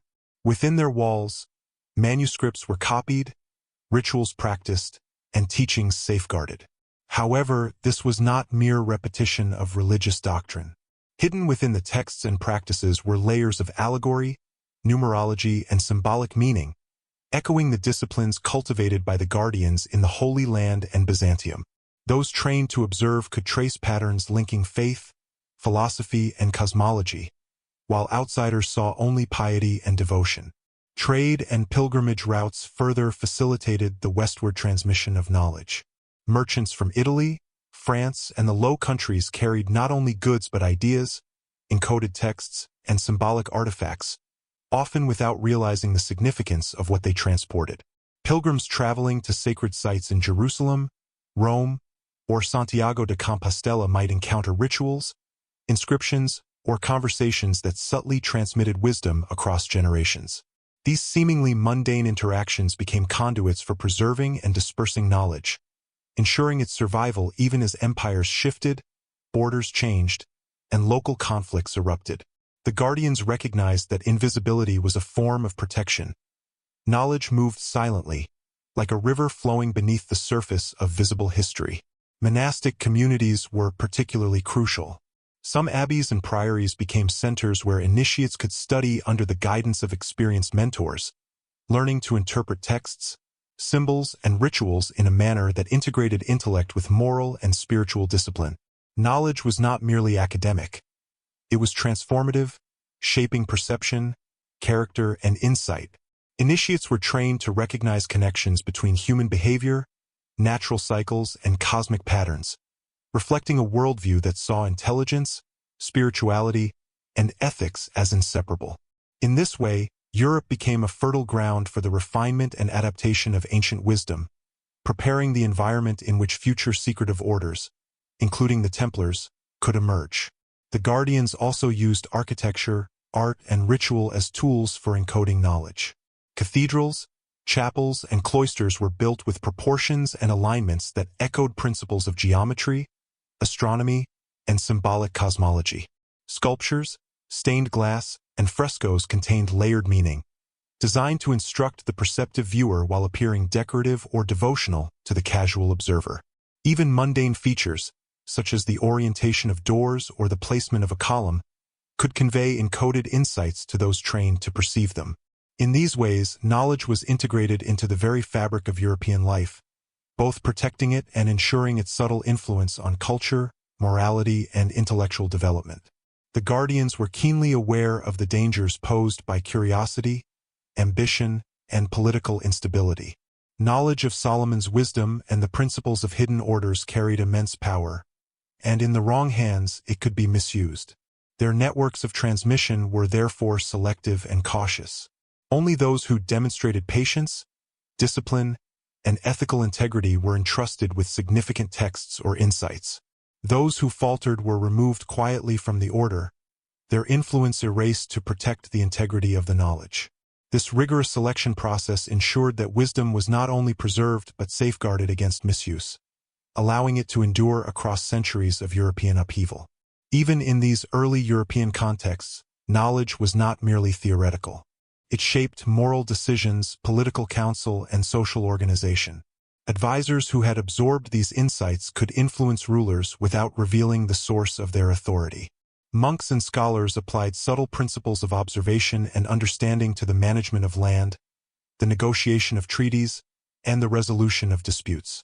While these influences were largely invisible to the broader population, they contributed to the emergence of social structures and intellectual traditions that would form the foundation for medieval Europe.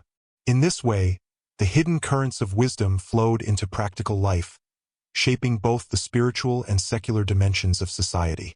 The guardians also understood the importance of adaptability. As knowledge moved westward, it needed to resonate with local customs, beliefs, and cultural frameworks. Texts were translated, allegories reinterpreted, and rituals adapted to align with European traditions.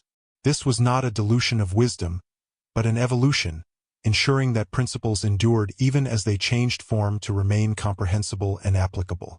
The Guardians' foresight allowed ancient insight to remain relevant, even in a landscape dramatically different from the deserts, temples, and cities of the Holy Land. Their methods were both subtle and sophisticated, balancing preservation with contextual adaptation. By the time these currents reached France and Italy, the foundations for the emergence of medieval orders were already in place. Knowledge of Solomon's wisdom, mystical symbolism, and esoteric practices had subtly informed religious, intellectual, and artistic traditions. The structures of monasteries, the designs of cathedrals, and even the training of young clerics reflected this invisible influence. Those prepared to recognize the deeper layers of meaning could perceive a continuity stretching back centuries, connecting Europe to the hidden currents of the ancient world. The Guardians had succeeded not only in preserving knowledge but in creating conditions that would allow it to influence history in profound ways. Human stakes remained high. Guardians operated under constant risk from political instability, religious conflict, and inquisitive outsiders. Manuscripts could be destroyed, scholars silenced, and networks disrupted. Yet the orders endured, relying on redundancy, discretion, and strategic transmission. Knowledge traveled in fragments, sometimes orally, sometimes embedded in texts or architecture, ensuring that even if one thread were lost, the wisdom as a whole would survive. This delicate balance of concealment and dissemination required extraordinary foresight, patience, and courage, as well as unwavering devotion to the long-term preservation of knowledge. Ultimately, the westward transmission of wisdom demonstrates the profound foresight and discipline of these early guardians.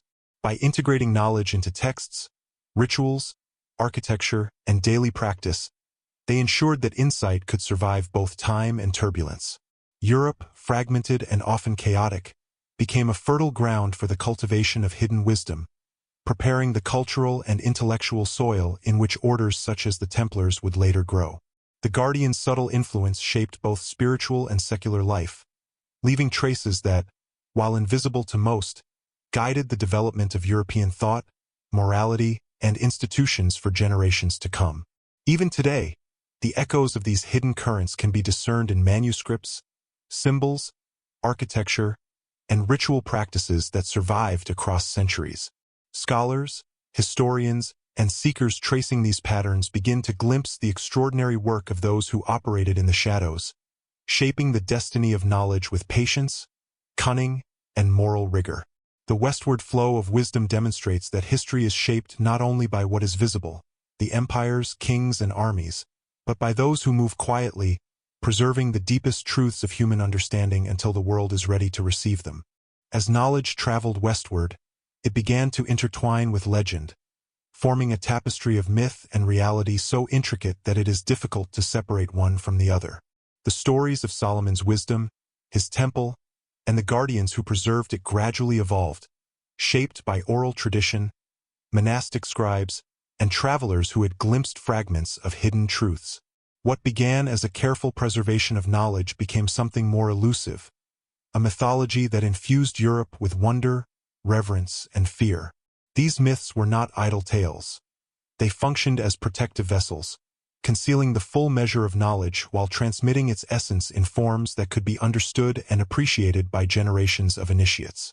They were the early bridges between the ancient world and the medieval imagination, carrying with them principles, symbols, and moral frameworks that would influence thought for centuries.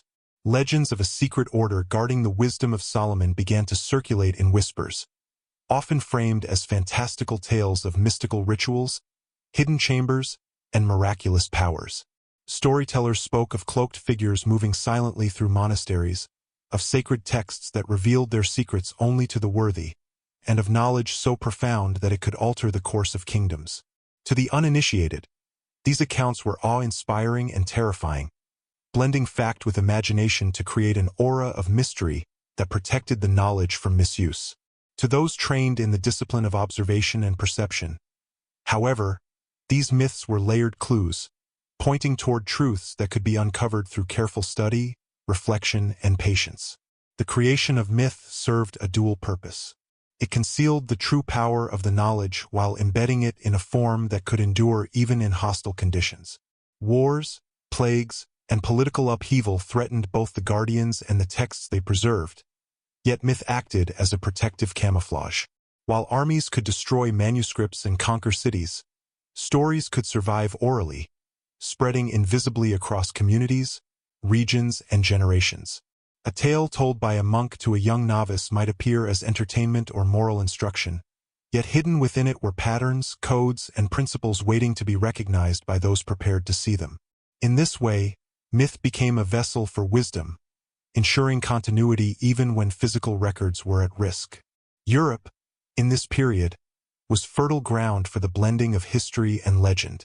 Its fragmented political landscape, its diverse cultural influences, and its growing monastic and scholarly communities created conditions in which such stories could flourish.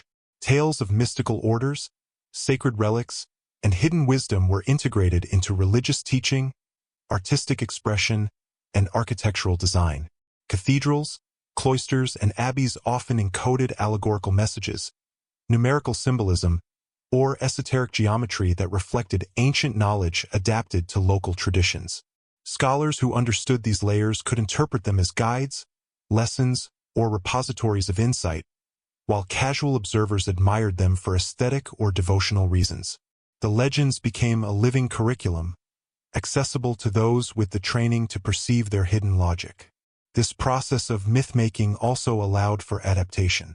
As knowledge moved into new regions, it needed to resonate with local culture, language, and religious beliefs. Myths were reinterpreted, rituals reframed, and texts retranslated, ensuring that the wisdom could survive in a form meaningful to new audiences. A story told in the monasteries of northern France might differ in detail from a version circulating in Italy or Spain, yet the underlying principles, the emphasis on discipline, perception, morality, and the careful stewardship of knowledge remained intact. Through this adaptive process, the myths of hidden orders became both resilient and transmissible, capable of enduring political upheaval, geographic displacement, and cultural change. At the same time, these myths served to instill a sense of moral and spiritual responsibility. Tales of secret orders often highlighted the consequences of greed, pride, and curiosity, teaching that wisdom was not merely an intellectual pursuit but a moral discipline. Initiates learned that knowledge carried weight and that the misuse of insight could bring ruin. The legends reinforced the principles cultivated by the guardians: patience, integrity, discipline, and devotion. In doing so, they ensured that the next generation of seekers approached the wisdom with the humility, reverence, and discernment necessary to carry it forward responsibly.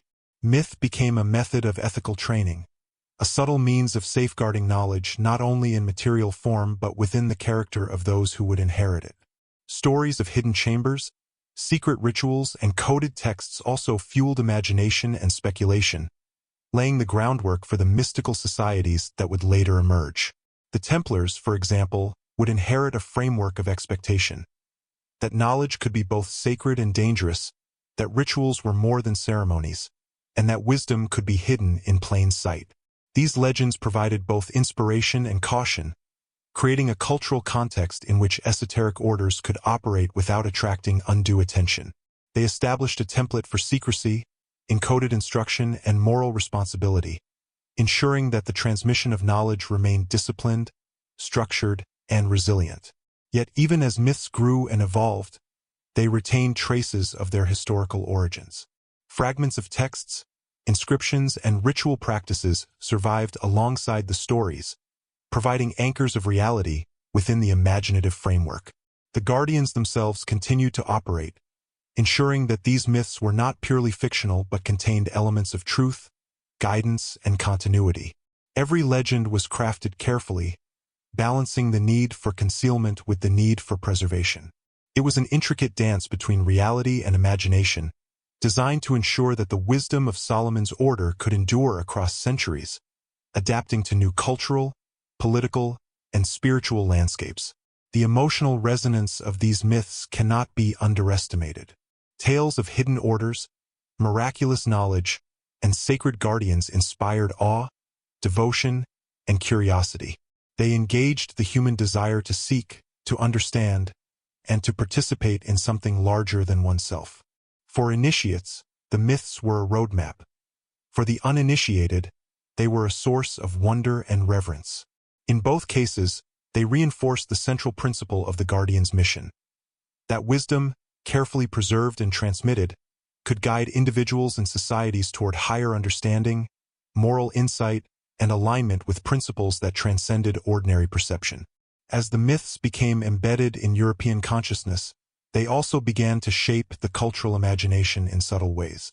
Architecture, art, literature, and ritual reflected the influence of these stories, creating a web of interconnected references and encoded principles that could be discerned by those trained in perception.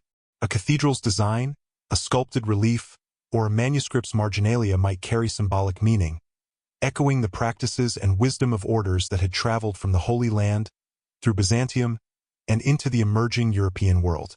The myths were simultaneously protective, instructive, and inspiring, forming a living curriculum that endured across generations. Ultimately, the rise of myth illustrates the extraordinary foresight and discipline of the early Guardians. By blending history and legend, they created a system that could survive centuries of upheaval, war, and cultural transformation. Knowledge was preserved not merely in material form but as living narrative, encoded in story, ritual, and symbol. This approach ensured resilience, adaptability, and continuity, laying the foundation for the secretive orders of the medieval world, including the Templars, who would inherit both the wisdom and the methods of concealment developed over centuries. The myths remind us that knowledge is as much about narrative, context, and moral responsibility as it is about facts, inscriptions, or manuscripts. In reflecting upon these myths, one begins to appreciate the delicate balance the Guardians achieved between concealment and transmission, reality and imagination.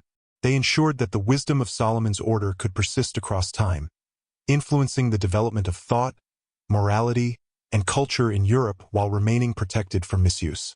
Every story, every allegory, every coded symbol carried layers of meaning, accessible to those prepared to perceive and interpret it. Through myth, knowledge became both resilient and mobile, capable of inspiring generations, shaping institutions, and laying the groundwork for the secretive orders that would later emerge with the Templars at their forefront. The transmission of wisdom through myths, rituals, and coded texts was only part of the story. The Guardians of ancient knowledge also understood that permanence required a physical presence, a tangible medium in which secrets could endure. Symbols, carvings, and architectural forms became a silent language, a method of communication designed to outlast the fragility of scrolls and manuscripts. Cathedrals, monasteries, and temples across Europe were more than sites of worship or civic pride. They were repositories of hidden knowledge, carefully constructed with dimensions, alignments, and designs that encoded principles of geometry, cosmology, and philosophy. Those untrained in perception might admire their grandeur or piety, yet the initiated could recognize subtle messages woven into arches, columns, and floor plans, guiding understanding in ways both practical and mystical. The use of symbols in architecture reflected centuries of accumulated wisdom, transmitted from the deserts of the Holy Land to the bustling cities of Byzantium and then into Western Europe. Guardians recognized that the world itself could serve as a medium for instruction, embedding layers of insight in the materials and structures around them. A cathedral could be read like a text. Its proportions and orientation reflected cosmic principles, while its ornamentation carried moral, spiritual, and intellectual lessons. Stained glass depicted not only biblical scenes, but also encoded allegories and patterns that could unlock deeper understanding for the careful observer. Even the arrangement of courtyards, corridors, and chapels could be used to teach initiates about relationships between space, time, and human consciousness. This approach to encoding knowledge required extraordinary foresight. Unlike manuscripts, which could be hidden or transported, architecture was a public statement, visible to all. Yet the Guardian's genius lay in creating a dual reality. Structures that appeared ordinary to the uninitiated, but contained hidden messages for those trained to perceive them. A carved relief might appear decorative to the casual visitor yet reflect numerical ratios tied to cosmological patterns. A fresco might depict saints and scenes from scripture while simultaneously encoding philosophical or mathematical truths. In this way, the guardians ensured that wisdom could endure through centuries, resilient against the loss of books, the burning of libraries, or the upheaval of political conquest. The moral dimension of these symbols was equally important. Guardians understood that knowledge carried responsibility. Symbols were not arbitrary. They were intended to cultivate ethical discernment, patience, and attentiveness. An initiate learning to decode a cathedral's design was also learning to interpret the world with care, understanding the consequences of action, the interconnection of events, and the subtle forces shaping human behavior.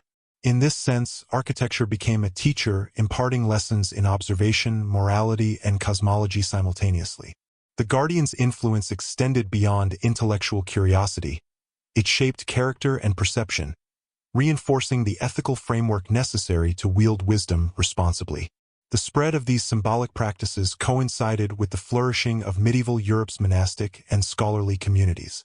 Abbeys, cloisters, and cathedrals served as centers of learning, observation, and contemplation.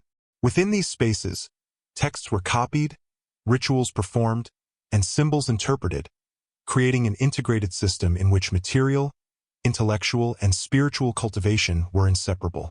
Knowledge was never isolated. It was embedded in practice, observation, and moral discipline. Those trained to read the hidden language of symbols could access layers of understanding inaccessible to ordinary scholars, linking moral principles to natural patterns, mathematical relationships, and spiritual insights. Trade and travel continued to play a vital role in this transmission. Merchants, pilgrims, and scholars carried fragments of knowledge across regions, often unaware of their significance. A manuscript might contain marginalia encoding numerical patterns. A stone relief might reflect principles observed centuries earlier in distant lands. The Guardians relied on these subtle flows to reinforce continuity and resilience. Knowledge that could survive both in physical and symbolic form was far less vulnerable to the vicissitudes of history. The Mediterranean currents that had transported wisdom westward were now complemented by the enduring structures, symbols, and inscriptions embedded in European soil. Guardians also cultivated oral traditions alongside symbolic and architectural methods. Rituals, gestures, chants, and ceremonies became vessels of knowledge, encoding ethical, philosophical, and spiritual lessons in ways that could be transmitted across generations without reliance on fragile manuscripts. These rituals trained perception, discipline, and memory, ensuring that wisdom could survive even when written records were inaccessible or destroyed. Initiates internalized lessons through practice as well as study, linking comprehension to lived experience. In this manner, the Guardians created multiple channels of transmission: textual, architectural, symbolic, and performative, ensuring that knowledge could endure under a variety of circumstances. The complexity and subtlety of this system also served to protect wisdom from misuse. Knowledge that could alter perception, influence behavior, or challenge authority was dangerous in the wrong hands. By embedding principles within layers of symbols and rituals, the Guardians ensured that only those prepared, through patience, ethical discipline, and careful training, could access the deeper truths. This selective transmission preserved not only the integrity of the knowledge but also the safety of those who wielded it. Every structure, symbol, and ritual became part of a carefully calibrated system designed to guide the capable while concealing the potentially harmful. Europe's cathedrals and monasteries were, therefore, more than religious or civic spaces. They were living classrooms, libraries, and laboratories of the mind and spirit. Their designs reflected a continuity with the wisdom of Solomon's Temple, Byzantine networks, and Mediterranean currents, preserving principles that had been safeguarded across continents and centuries. A careful observer could trace these patterns from the Holy Land to Western Europe, recognizing the subtle echoes of teachings that emphasize discipline, observation, morality, and alignment with cosmic order. Each cathedral, cloister, and chapel became part of a grand, invisible network, transmitting wisdom quietly yet enduringly across generations. The Guardians' approach also demonstrated remarkable adaptability. Knowledge could not survive as static, rigid doctrine. It had to evolve to resonate with new cultures, languages, and environments. Architectural symbols, allegorical representations, and ritual practices were modified to suit local contexts while retaining core principles. This ensured that knowledge remained relevant and comprehensible without compromising its integrity. Adaptation was a form of resilience, allowing wisdom to endure even as political structures, religious practices, and social norms shifted dramatically over the centuries. Ultimately, the use of symbols, architecture, and ritual underscores the Guardians' extraordinary foresight. They understood that the survival of knowledge depended not only on preservation but on integration into daily practice, communal life, and the material environment. By encoding wisdom into structures, ceremonies, and visible patterns, they ensured that it could endure through both time and turbulence, influencing societies in subtle, profound ways. This approach allowed knowledge to persist even in periods of upheaval, providing continuity and guidance to generations of initiates, scholars, and practitioners who would later shape the intellectual and spiritual landscape of Europe. In contemplating these structures, symbols, and rituals, one recognizes the profound human stakes involved. Guardians carried a responsibility that was both intellectual and moral. Their work required patience, discipline, and courage. They faced constant threats, political intrigue, war, religious persecution, but persevered, ensuring that the knowledge they protected could endure.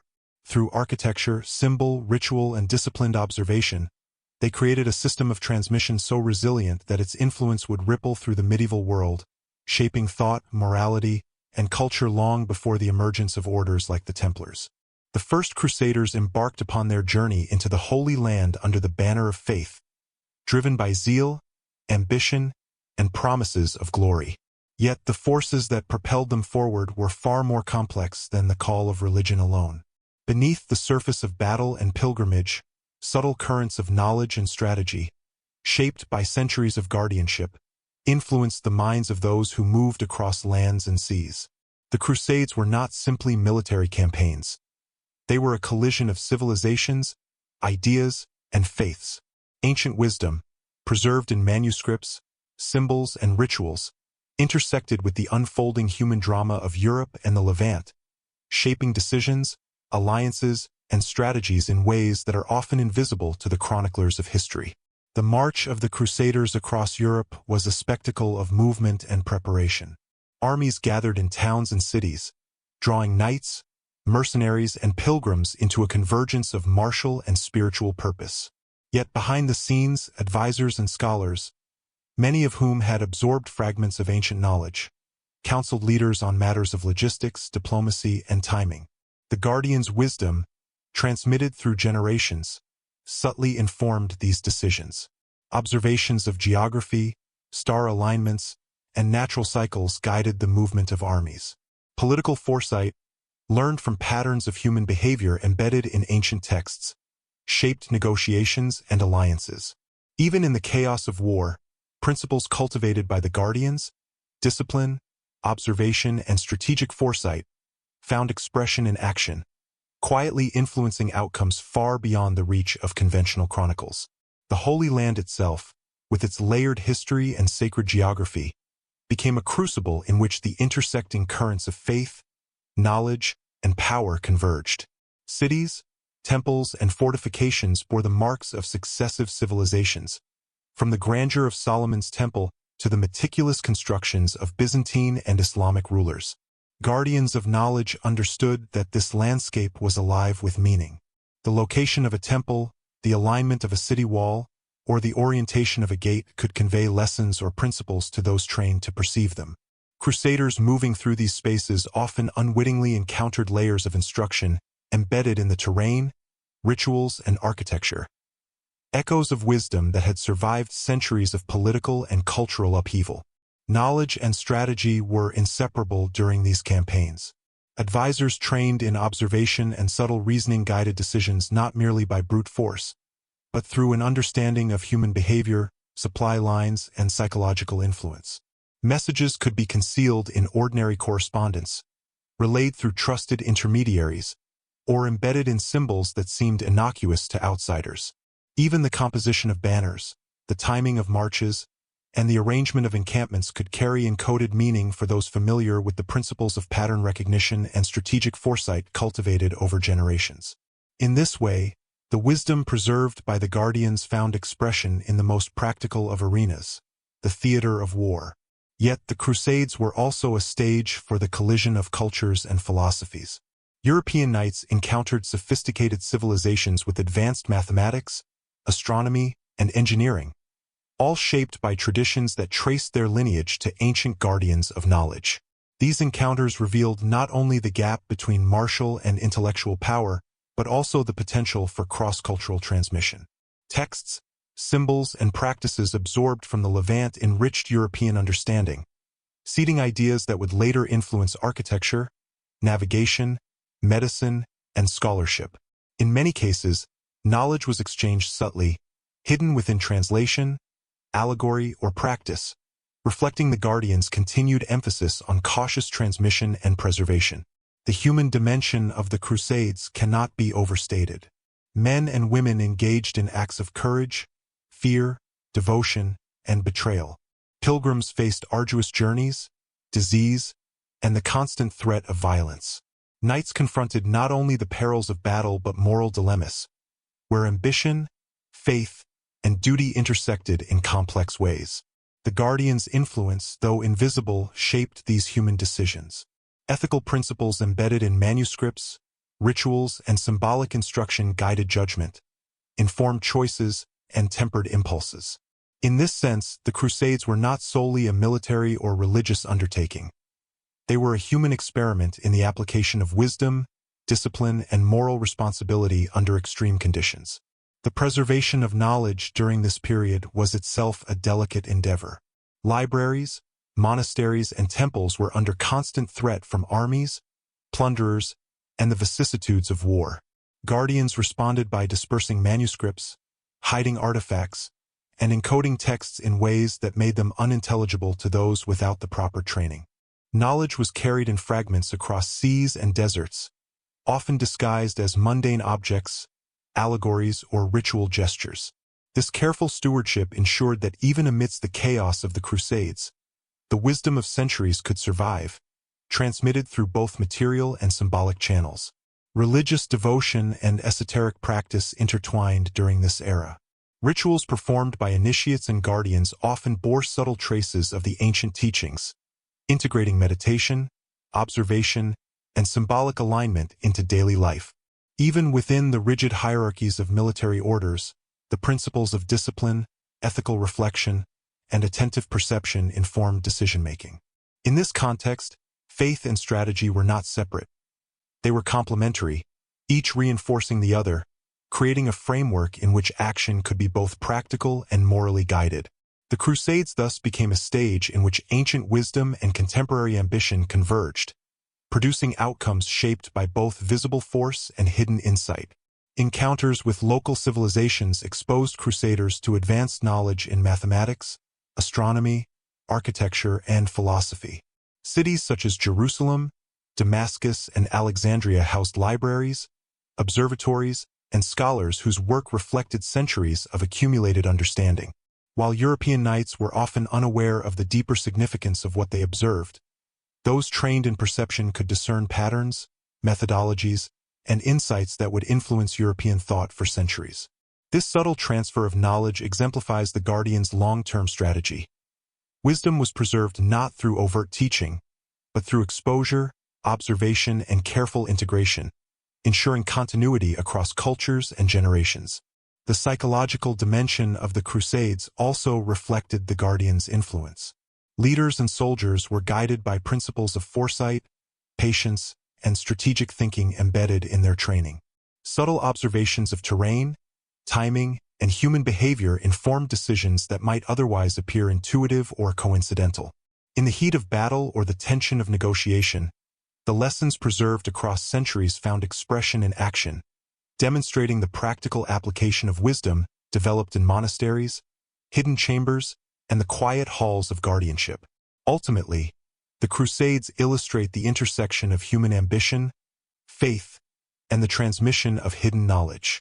While chroniclers focused on victories, defeats, and the spectacle of war. The invisible currents of wisdom shaped the course of events in ways often unrecognized. Ancient principles, preserved across generations and continents, informed strategy, morality, and perception, guiding individuals and communities through chaos, uncertainty, and conflict. These campaigns were not merely military expeditions. They were the living expression of centuries of disciplined observation, ethical stewardship, and subtle influence, carried forward by guardians whose work transcended time, geography, and culture. The legacy of these currents is profound. The Crusades left behind not only historical events and religious narratives, but also enduring frameworks of thought, architecture, and moral philosophy influenced by hidden knowledge. The Guardians' stewardship ensured that wisdom survived amidst upheaval, quietly shaping the intellectual and ethical foundations of Europe. As one traces the lineage of these ideas, from the temples of Solomon through Byzantine networks to the battlefields and monasteries of medieval Europe, it becomes clear that the Crusades were as much a stage for the preservation and transmission of knowledge as they were a theater of war and faith. In the midst of the Crusades' chaos, a new order began to take shape, cloaked in secrecy yet defined by discipline, devotion, and purpose. While the knights on the battlefield wielded swords and shields in the name of faith, this emerging brotherhood claimed a far subtler mission: the guardianship of knowledge, relics, and principles that traced their lineage back to Solomon himself. Unlike the ordinary soldier whose allegiance was to king or country, these men swore themselves to a dual loyalty, outwardly to Christendom, inwardly to the protection of wisdom that was far older than the lands they traversed. They were initiates of a hidden tradition, trained in the observation of patterns, the deciphering of symbols, and the careful stewardship of knowledge that could shape kingdoms if misused or misunderstood. The order's formation was not the result of spontaneous ambition, but of centuries of preparation. Guardians and scholars from the Mediterranean and Byzantine worlds had, for generations, cultivated networks of learning, ritual, and coded communication. These networks now converged in the context of Europe's religious and martial upheaval. The members of the emerging order understood that knowledge, no less than military power, required protection, organization, and careful transmission. They developed hierarchies, codes of conduct, and initiation rituals designed to ensure that only those capable of understanding and preserving their mission could ascend within the order. Discipline was paramount, for the consequences of failure were nothing less than the loss or corruption of wisdom that had survived millennia. Initiation into the order was an exacting process. Novices underwent rigorous training, not merely in combat, but in perception, observation, and moral discipline. They were taught to recognize patterns in behavior, architecture, and scripture, to decipher allegories and symbols, and to approach knowledge with humility and restraint. Every lesson was both intellectual and ethical, emphasizing that the stewardship of wisdom demanded both skill and character. Failure was met with quiet but irrevocable removal, a safeguard designed to protect the integrity of the order's purpose. Through this rigorous approach, the order ensured that its members could carry responsibility that extended far beyond personal ambition, encompassing centuries of accumulated knowledge and the preservation of insights that could influence human destiny. Ritual played a central role in shaping the order's identity. Every ceremony, from daily observances to elaborate initiations, carried symbolic significance. Candles, gestures, the sequence of actions, all were encoded with principles of discipline, alignment, and ethical reflection. Initiates learned to internalize lessons not only through reading or observation but through practice, linking comprehension to embodied experience. This method of instruction reinforced the Guardians' belief that knowledge was inseparable from character, that wisdom could not survive in the hands of those who lacked patience, moral discernment, and devotion. The rituals served both as instruction and as a test, revealing who could bear the weight of responsibility inherent in the preservation of knowledge. The Guardians' influence extended beyond their immediate circle. Advisors trained in the order's principles guided rulers, influenced policy, and intervened subtly in negotiations, ensuring that knowledge informed strategy without revealing its source. Symbols and texts embedded within monasteries, cathedrals, and civic architecture communicated lessons to the perceptive eye, continuing the centuries-old practice of encoding wisdom in plain sight. Even the layout of fortresses, the arrangement of banners, and the positioning of knights in battle could reflect principles of order, pattern recognition, and ethical foresight. Through these subtle interventions, the order exercised influence both spiritual and practical, shaping events with precision and discretion. The order's secrecy was its greatest strength. Knowledge of Solomon's wisdom, sacred relics, and esoteric practices carried immense potential, both for illumination and for destruction. The Guardians understood that revelation to the unprepared could provoke fear, incite ambition, or destabilize entire regions. As a result, all transmissions of knowledge were deliberate and selective. Manuscripts were encoded, symbols embedded, and rituals taught only to those who demonstrated the requisite discipline and insight. This dual emphasis on preservation and concealment ensured continuity, protecting the integrity of wisdom across generations and political upheavals. Conflict remained a constant backdrop. The Crusades themselves were unpredictable and brutal, exposing the order to both physical danger and moral challenge. Their members often operated in hostile territories, navigating unfamiliar terrain, negotiating with rulers, and observing enemy movements.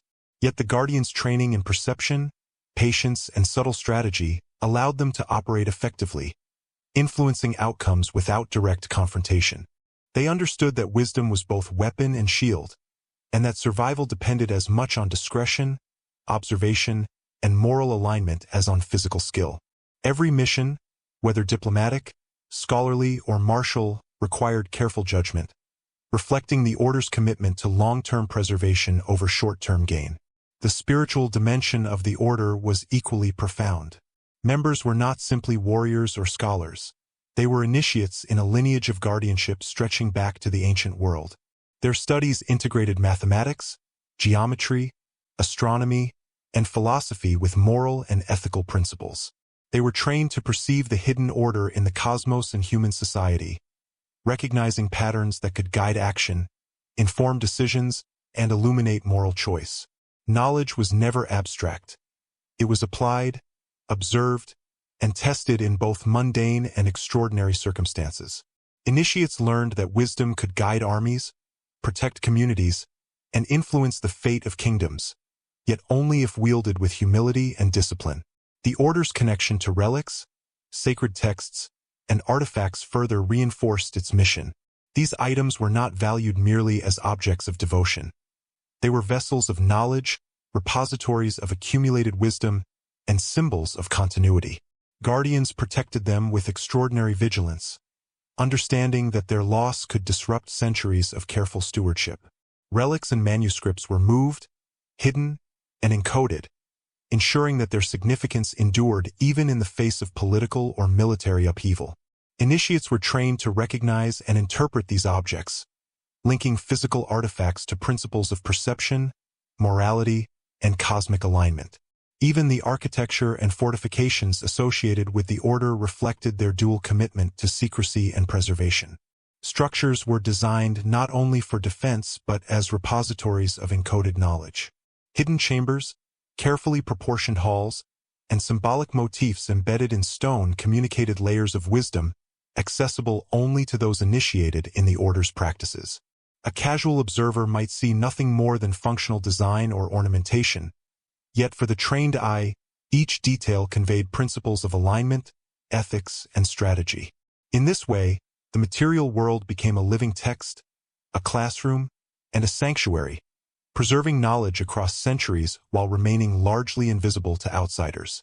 Ultimately, the formation of this secret order during the Crusades represented a convergence of centuries of preparation, adaptation, and foresight.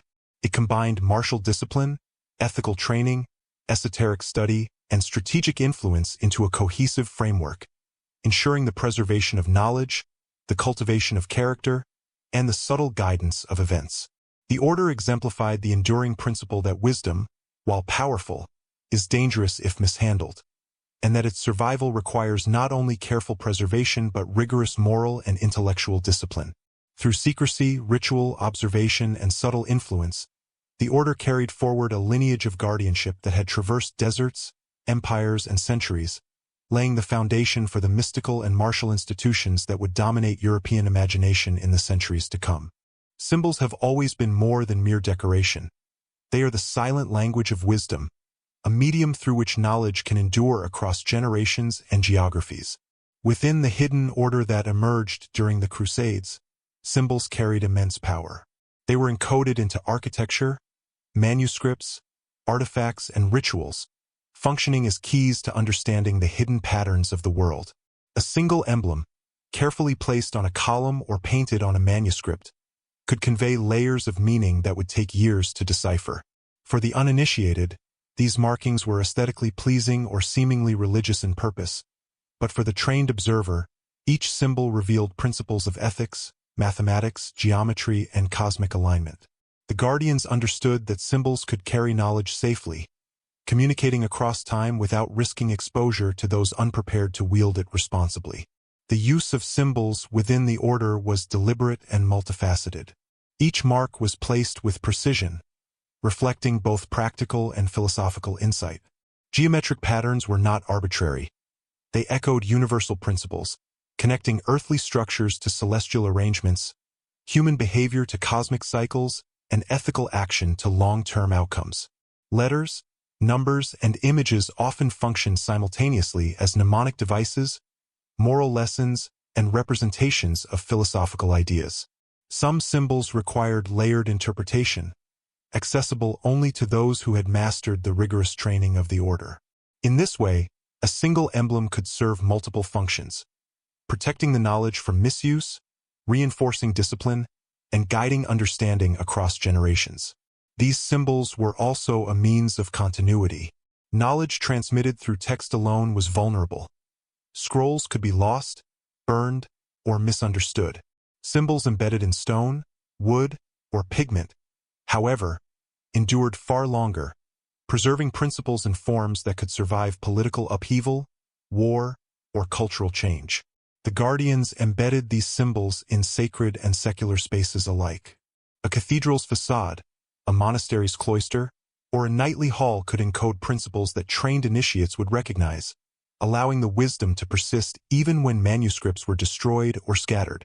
Symbols, in this sense, were a resilient vessel, capable of bridging time, culture, and geography, ensuring that the essence of the order's knowledge remained intact. The placement of symbols was never accidental. Guardians carefully studied the spatial arrangement of inscriptions, reliefs, and decorations, aligning them with natural or celestial markers, moral principles, and ritual patterns. A single motif might appear multiple times across a site, forming a network of reference points, each reinforcing the others. Observing one symbol could guide an initiate to interpret a second, leading to a chain of understanding that revealed deeper truths. In this way, symbols became a form of instruction embedded directly into the physical and spiritual landscape. Even those encountering these markings by chance were subtly influenced, as patterns and proportions guided perception, teaching patience, observation, and attention to detail. Symbols also carried moral and ethical weight. The order's guardians understood that knowledge alone was not sufficient. Wisdom required responsible application. Symbols encoded lessons about restraint, duty, and ethical choice.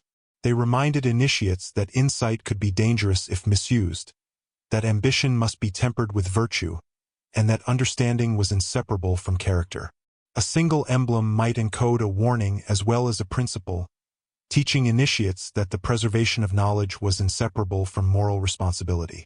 In this way, symbols became teachers, reinforcing the order's discipline while guiding the ethical development of those who studied them. Manuscripts within the order were equally laden with symbolism. Marginalia, illustrations, and carefully placed marks carried multiple layers of meaning. A phrase could serve as both literal guidance and a coded lesson. A geometric figure could reflect spiritual principles while encoding practical knowledge. This method of encoding ensured that manuscripts were resilient against misinterpretation or misuse. Only those who had undergone training in perception, logic, and ethical discipline could interpret the full depth of a text, while others might glimpse only a portion of the truth, sufficient to preserve safety without endangering the knowledge itself. The manuscripts were living documents, dynamic, layered, and capable of evolving over time while maintaining continuity with centuries of tradition. Ritual was another medium through which symbols expressed their power. Gestures, sequences of movement, and ceremonial objects encoded wisdom within embodied practice. A candle's placement, the sequence of a chant, or the positioning of an object could all carry meaning, teaching initiates principles of order, alignment, and observation. These rituals reinforced the moral, intellectual, and spiritual training of the order, embedding knowledge in action as well as observation. Through repetition and discipline, initiates internalized lessons that might be impossible to convey solely through words or images. In this way, symbolism became multidimensional, extending beyond text and architecture into the very behaviors and practices of the order. The order also adapted symbols to context. As knowledge traveled across regions and cultures, guardians modified markings to resonate with local traditions while maintaining core principles. A geometric design in a French monastery might correspond to a similar pattern in a Syrian temple, both encoding identical principles despite differences in form. This adaptability ensured that the knowledge could endure through geographical, cultural, and political changes without losing its essence. The guardians understood that wisdom was living, and that symbols, like language, needed to evolve to remain comprehensible and protective across diverse environments. These symbols carried both subtle and profound influence. A knight observing a motif on a chapel wall might find guidance in strategic thinking or moral reflection. A scholar examining a manuscript could uncover principles of mathematics, astronomy, or philosophy encoded in seemingly decorative details. Through symbols, the guardians transmitted lessons that shaped thought, character, and action across generations. Their placement was strategic, ensuring that knowledge could be recognized and applied responsibly, fostering insight while preserving secrecy. This careful calibration reflected centuries of accumulated wisdom, adapted to the challenges of European medieval life. The enduring power of symbols lies in their invisibility to the uninitiated. While armies could destroy manuscripts and rulers could confiscate texts, symbols embedded in architecture and ritual survived. They persisted silently, influencing generations long after the original guardians had passed. The order's use of symbols exemplifies the marriage of intellectual precision, moral discipline, and foresight. Knowledge was safeguarded not merely in content, but in form, encoded into the very fabric of daily life, architecture, and ritual practice. It was a strategy that combined resilience, adaptability, and ethical consideration, ensuring that wisdom endured across centuries. Ultimately, the symbolic language of the order reflects a profound understanding of human perception, cognition, and morality. The guardians knew that knowledge without context or discipline could be dangerous, and that its survival depended on both concealment and subtle transmission. Symbols provided a means to navigate this challenge, allowing insight to endure, shape understanding, and guide ethical behavior while remaining protected from misuse. From architecture to manuscripts, ritual to emblematic design, symbols became a multidimensional vessel for the wisdom of Solomon, Byzantine networks, and Mediterranean currents, ensuring its continuity as it moved into medieval Europe and beyond. The rise of the order within medieval Europe coincided with a period of great transformation. The continent was a mosaic of fledgling kingdoms, principalities, and city-states, each governed by rulers whose ambitions were often constrained by fragile alliances and local customs. In this environment, the secretive guardians of wisdom saw both danger and opportunity. The chaos of political fragmentation provided cover for their activities, allowing the order to expand its influence quietly. Yet it also posed a constant threat, as rival factions, inquisitive clerics, or ambitious nobles could uncover their practices and disrupt centuries of careful preparation.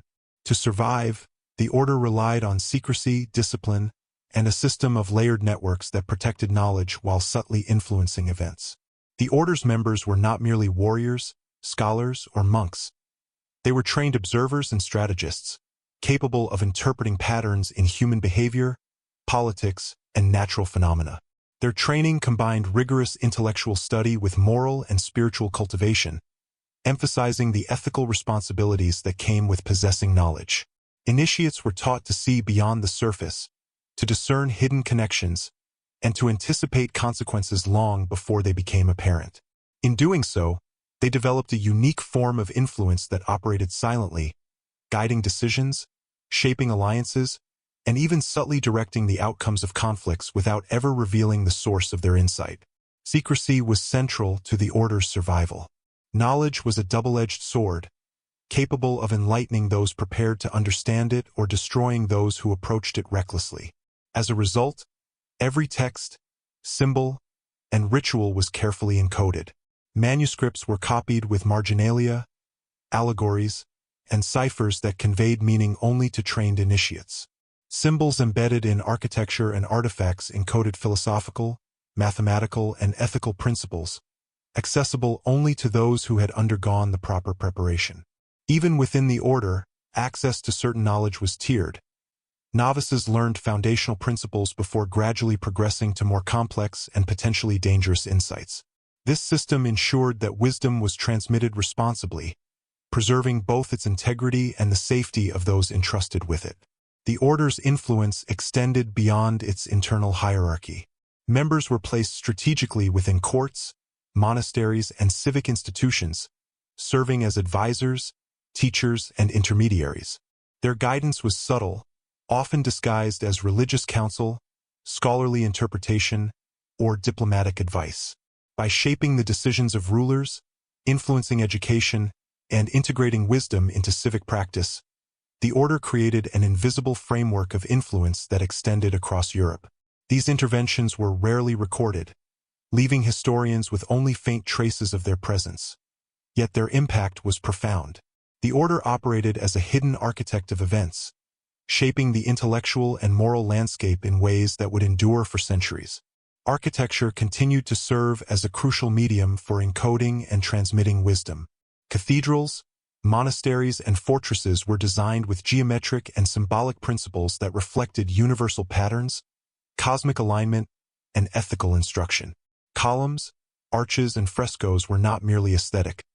They were layered lessons, guiding perception, moral reflection, and understanding of hidden truths.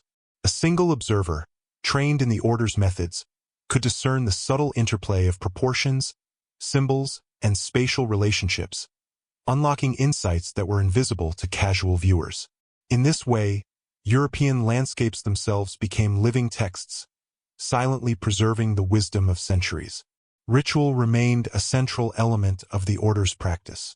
Ceremonies, gestures, and sequences of action encoded ethical, spiritual, and intellectual lessons.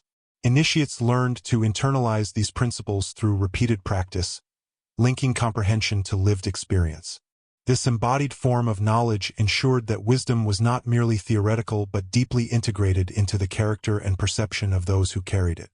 Rituals also reinforced secrecy, as understanding required careful observation, moral readiness, and disciplined attention. The combination of symbolic architecture, encoded texts, and ritual practice created a multifaceted system of transmission, resilient against disruption and adaptable to new contexts. The order's members were also adept at navigating the dangers posed by political intrigue, religious authority, and social instability. The fragmented nature of European governance meant that alliances and conflicts were constantly shifting. Guardians of wisdom had to balance caution with strategic influence, protecting knowledge while subtly shaping events to ensure long-term preservation. Their training emphasized patience, foresight, and discretion, teaching initiates to act only when necessary and to recognize the hidden currents influencing outcomes. This careful calibration allowed the order to survive and expand even in an environment of uncertainty and volatility. Education within the order was rigorous and iterative. Novices progressed through stages of study, beginning with basic principles and gradually advancing to complex symbolic, mathematical, and ethical systems. Instruction was layered, combining text, observation, and practice, and emphasizing the interconnectedness of knowledge, morality, and perception. Initiates were tested not only on intellectual comprehension, but on their ethical discernment and capacity for patience, humility, and careful judgment. This holistic approach ensured that wisdom was not only preserved but transmitted responsibly, maintaining continuity with the traditions of the Mediterranean and Byzantine guardians who had preceded them. The order's influence was reinforced through its integration with European culture. Manuscripts, symbols, and rituals were adapted to local contexts, ensuring resonance with emerging religious, artistic, and intellectual traditions. A cathedral in France might encode principles learned in the Holy Land. A manuscript copied in Italy might carry geometric or ethical patterns from Byzantine networks. This adaptability allowed the order's wisdom to persist across geography and time, maintaining integrity while responding to the evolving cultural landscape. Through careful integration, knowledge was protected, transmitted, and subtly applied to the shaping of European thought. Even the order's military dimension reflected the integration of wisdom with action. Knights were trained not only in combat but in strategic thinking, observation, and ethical conduct. The lessons of perception, pattern recognition, and foresight acquired through symbolic study and ritual informed their approach to battle, negotiation, and leadership. Knowledge was applied practically, guiding decision-making, anticipating consequences, and balancing ambition with restraint. This combination of intellectual, moral, and martial training created a core of initiates capable of operating effectively in both visible and invisible realms of influence. The emotional and spiritual dimensions of the order were equally profound. Guardians understood that the stewardship of wisdom required devotion, courage, and resilience. Initiates faced constant challenges, from political threats to ethical dilemmas, and their work demanded moral clarity as well as intellectual skill. Knowledge was inseparable from responsibility, and the consequences of failure could be severe. This dual emphasis on moral cultivation and intellectual discipline reinforced the order's resilience, ensuring that wisdom could be preserved, transmitted, and applied responsibly across generations. Ultimately, the rise of the order in medieval Europe represents the culmination of centuries of preparation, adaptation, and foresight. Its members embodied a continuity that stretched from the guardians of Solomon's Temple through Byzantine networks, Mediterranean currents, and the early myths that had preserved knowledge across time. Through secrecy, ritual, symbolic architecture, and disciplined study, they created a system capable of transmitting wisdom across generations, cultures, and continents. Their influence, though largely invisible to contemporary observers, shaped intellectual, spiritual, and social life in profound ways, laying the groundwork for future generations of secretive and mystical orders. As the order solidified its presence in medieval Europe, it began to cultivate a network of secrecy and influence that extended far beyond the battlefield. Its members, while outwardly knights, monks, or advisors, were also initiates in a lineage that stretched back centuries to the guardians of Solomon's wisdom. They understood that knowledge was both a tool and a responsibility, capable of shaping societies, guiding rulers, and influencing the flow of events without ever revealing its source. The cultivation of perception, discipline, and moral judgment became as central to the order's mission as its martial prowess. In this way, the order functioned not only as a military institution but as a guardian of history itself, ensuring that insight, ethics, and wisdom endured through the chaos of war and political intrigue. The order's influence was largely invisible, yet deeply pervasive. Its members were trained to observe patterns, social, political, and even natural, and to act in ways that preserved the balance of knowledge and power. Advisors positioned within courts, monasteries, and councils applied principles of foresight and strategic thinking derived from generations of guardianship. The subtle guidance of these initiates could alter decisions, prevent disasters, and shape alliances without ever drawing attention. In this sense, the order operated in the realm of influence rather than force, relying on intelligence, ethical judgment, and subtle intervention rather than overt displays of power. Its greatest victories were often those that left no trace, shaping the course of history without chroniclers ever recording their hand. Secrecy remained the foundation of the order's survival. Knowledge of Solomon's wisdom, sacred relics, and encoded rituals carried immense potential, but it was also dangerous. Exposure could lead to ambition, corruption, or chaos. Therefore, every manuscript, symbol, and ritual was carefully guarded. Texts were encrypted with ciphers, symbols were embedded in architecture, and rituals were structured to transmit principles without disclosing their full depth to the uninitiated. Initiates underwent rigorous training to interpret these layers, ensuring that knowledge was applied responsibly. This combination of secrecy, discipline, and moral cultivation created a resilient system capable of preserving wisdom across generations and centuries. Architecture remained a vital tool for encoding and transmitting knowledge. The design of cathedrals, fortresses, and monastic complexes reflected principles of geometry, astronomy, and ethics. Columns, arches, and floor plans were not only aesthetic or functional, but also served as repositories of instruction.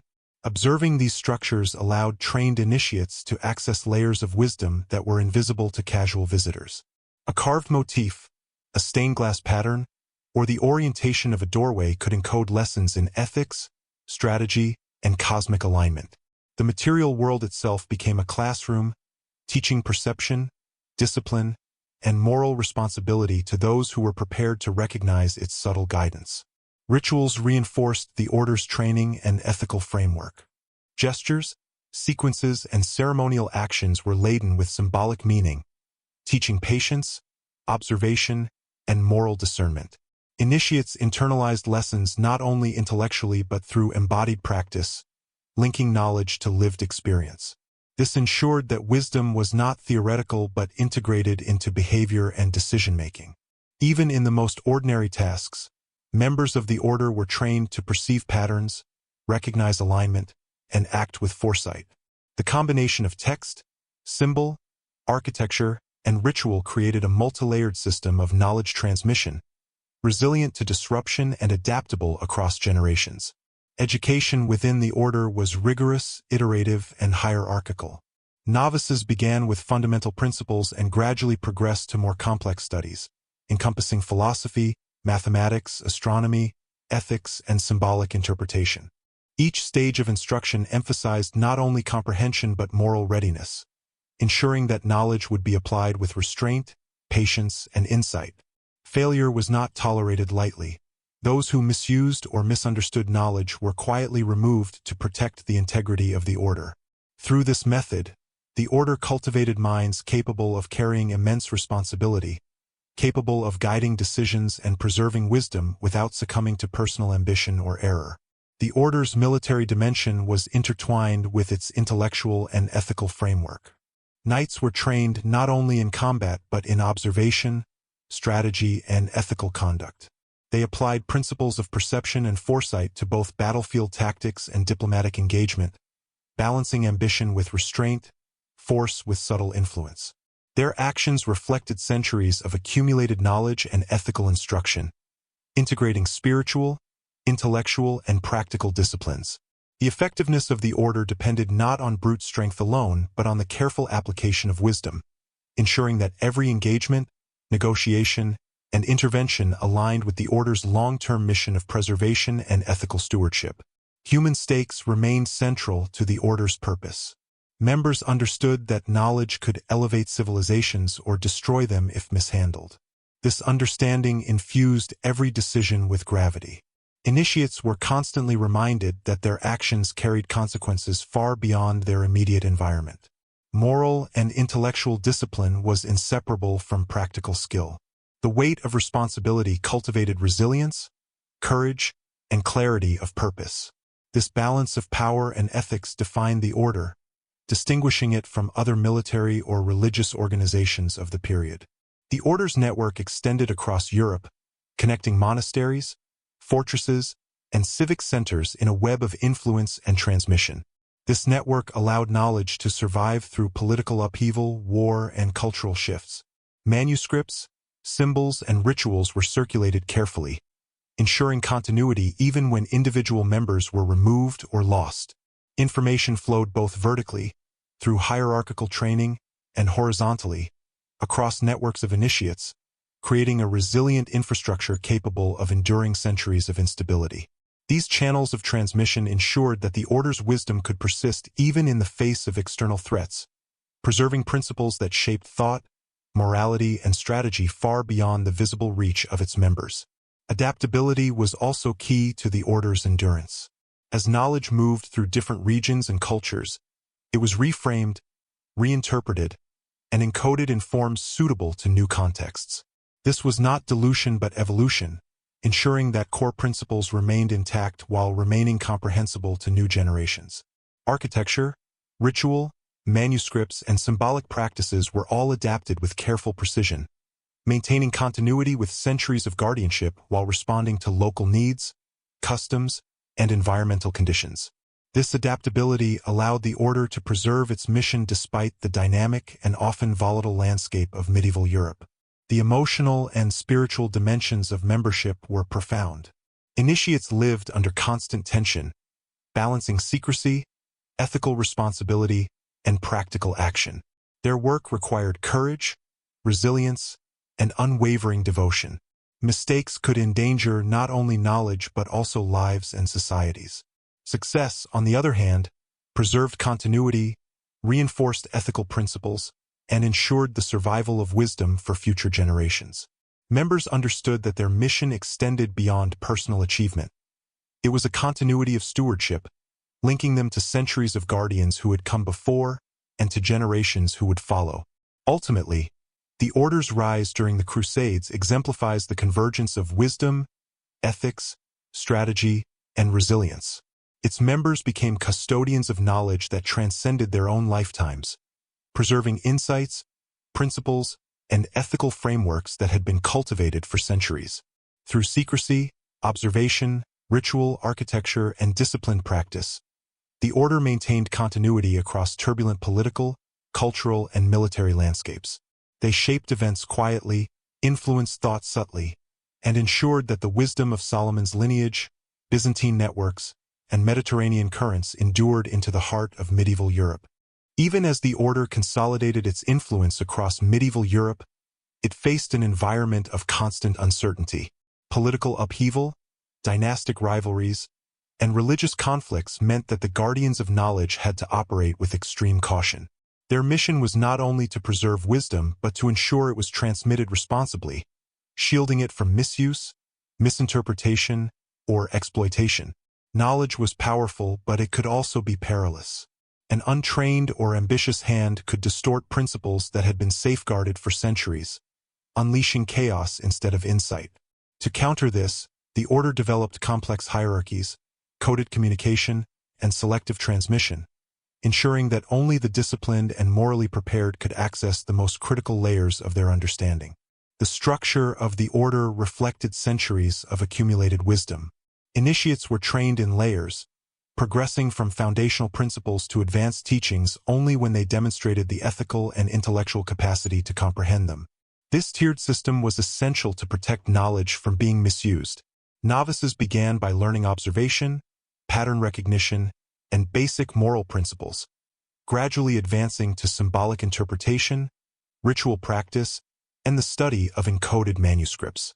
By the time an initiate reached the upper echelons, they were capable of understanding complex systems of knowledge, capable of perceiving connections that spanned continents and generations, and prepared to carry responsibility that could influence the course of events without ever revealing the full depth of the Order's wisdom. Symbolism remained at the heart of the Order's methodology. Architecture, manuscripts, relics, and ritual all conveyed layered meaning, accessible only to the trained eye. Cathedrals were designed with precise geometric ratios, celestial alignments, and embedded allegories. Frescoes, stained glass, and sculptural motifs encoded ethical, mathematical, and cosmological principles. Manuscripts were filled with marginalia, ciphers, and allegorical narratives, each layer of content reflecting centuries of preserved insight. Even the sequence of a ritual, the placement of a candle, or the orientation of an object could carry hidden meaning, linking moral lessons with spiritual and intellectual cultivation. For those initiated in the Order, every observation became an exercise in understanding, every interaction a test of perception and ethical discernment. The Guardians' vigilance was also psychological. They recognized that knowledge could seduce, corrupt, or overwhelm. Ambition, curiosity, and fear were ever-present threats, capable of undermining both individuals and the continuity of the Order. Training emphasized emotional regulation, ethical reasoning, and moral courage alongside intellectual mastery. Initiates learned to navigate the tension between power and restraint, understanding that wisdom was not merely possession but stewardship. The psychological resilience required was as formidable as any military discipline, for the guardians understood that knowledge was only as valuable as the character of those who carried it. The order's influence extended quietly into political and social spheres. Advisors embedded in courts and monasteries applied the principles of foresight, ethical reasoning, and strategic observation learned from the order's teachings. Their guidance shaped decisions, mitigated conflicts, and preserved stability without attracting attention. Knowledge was applied subtly, through counsel, interpretation of events, and discreet intervention. These actions reflected the guardians' understanding that influence did not require force. Wisdom, properly wielded, could shape societies, guide rulers, and stabilize kingdoms while remaining invisible to those outside the order.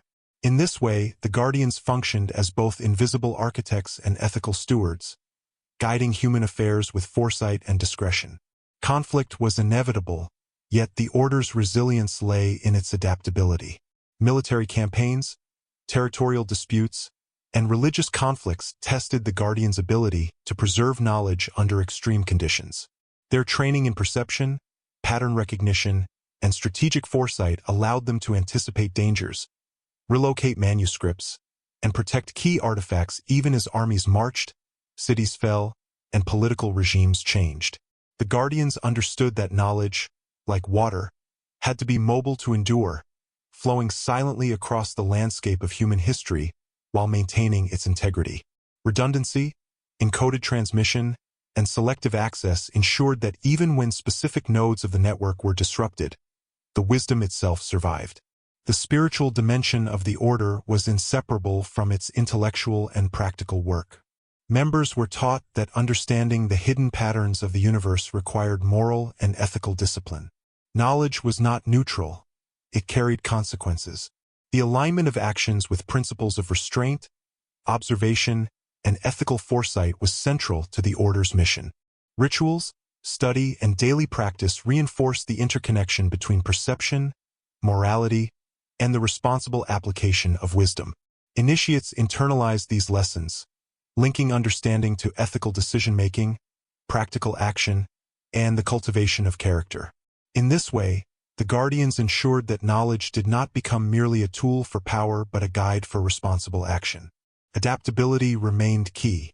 As the order moved across regions and cultures, it modified the form of its teachings to align with local traditions without compromising core principles.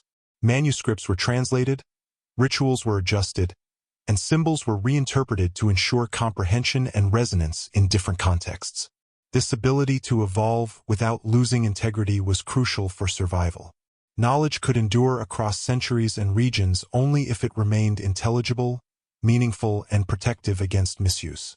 The guardians' foresight allowed wisdom to traverse political upheaval, cultural change, and the unpredictability of human ambition, ensuring continuity across generations. Education within the order was continuous and iterative. Initiates were not only learners but participants in a lineage, contributing to the refinement and preservation of knowledge. Texts were copied, symbols adjusted, rituals refined, and practices transmitted with meticulous care. Every generation of guardians became a link in a chain, ensuring that wisdom accumulated rather than eroded, that mistakes were corrected, and that continuity was maintained. Knowledge was alive, shaped by experience, observation, and reflection, and passed on with an emphasis on both accuracy and ethical responsibility. This iterative process ensured the order's resilience, reinforcing its capacity to endure even in the face of extraordinary challenges. The order's guardians understood that secrecy and discretion were essential to survival. Public display of knowledge, revelation of coded texts, or disclosure of ritual meaning could invite corruption, persecution, or destruction. Knowledge was therefore layered, hidden in plain sight, and accessible only to those prepared to receive it. Symbolic structures, encoded manuscripts, and ritualized practices created a multidimensional network, allowing wisdom to persist while remaining protected. Initiates were trained to navigate these layers, gradually uncovering meaning while internalizing the ethical and practical responsibilities that accompanied it. Ultimately, the order's operation in medieval Europe illustrates the convergence of intellectual, moral, and practical disciplines. It was an organization that combined military skill with ethical stewardship, observation with strategy, and ritual with perception. The Guardians' work was both subtle and profound, shaping events, preserving knowledge, and guiding the ethical and intellectual development of those who participated in their networks.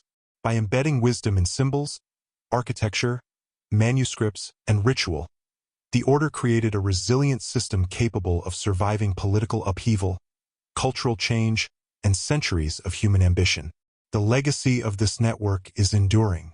Though largely invisible to contemporary chroniclers, the order's influence shaped intellectual, spiritual, and social life in ways that ripple across centuries.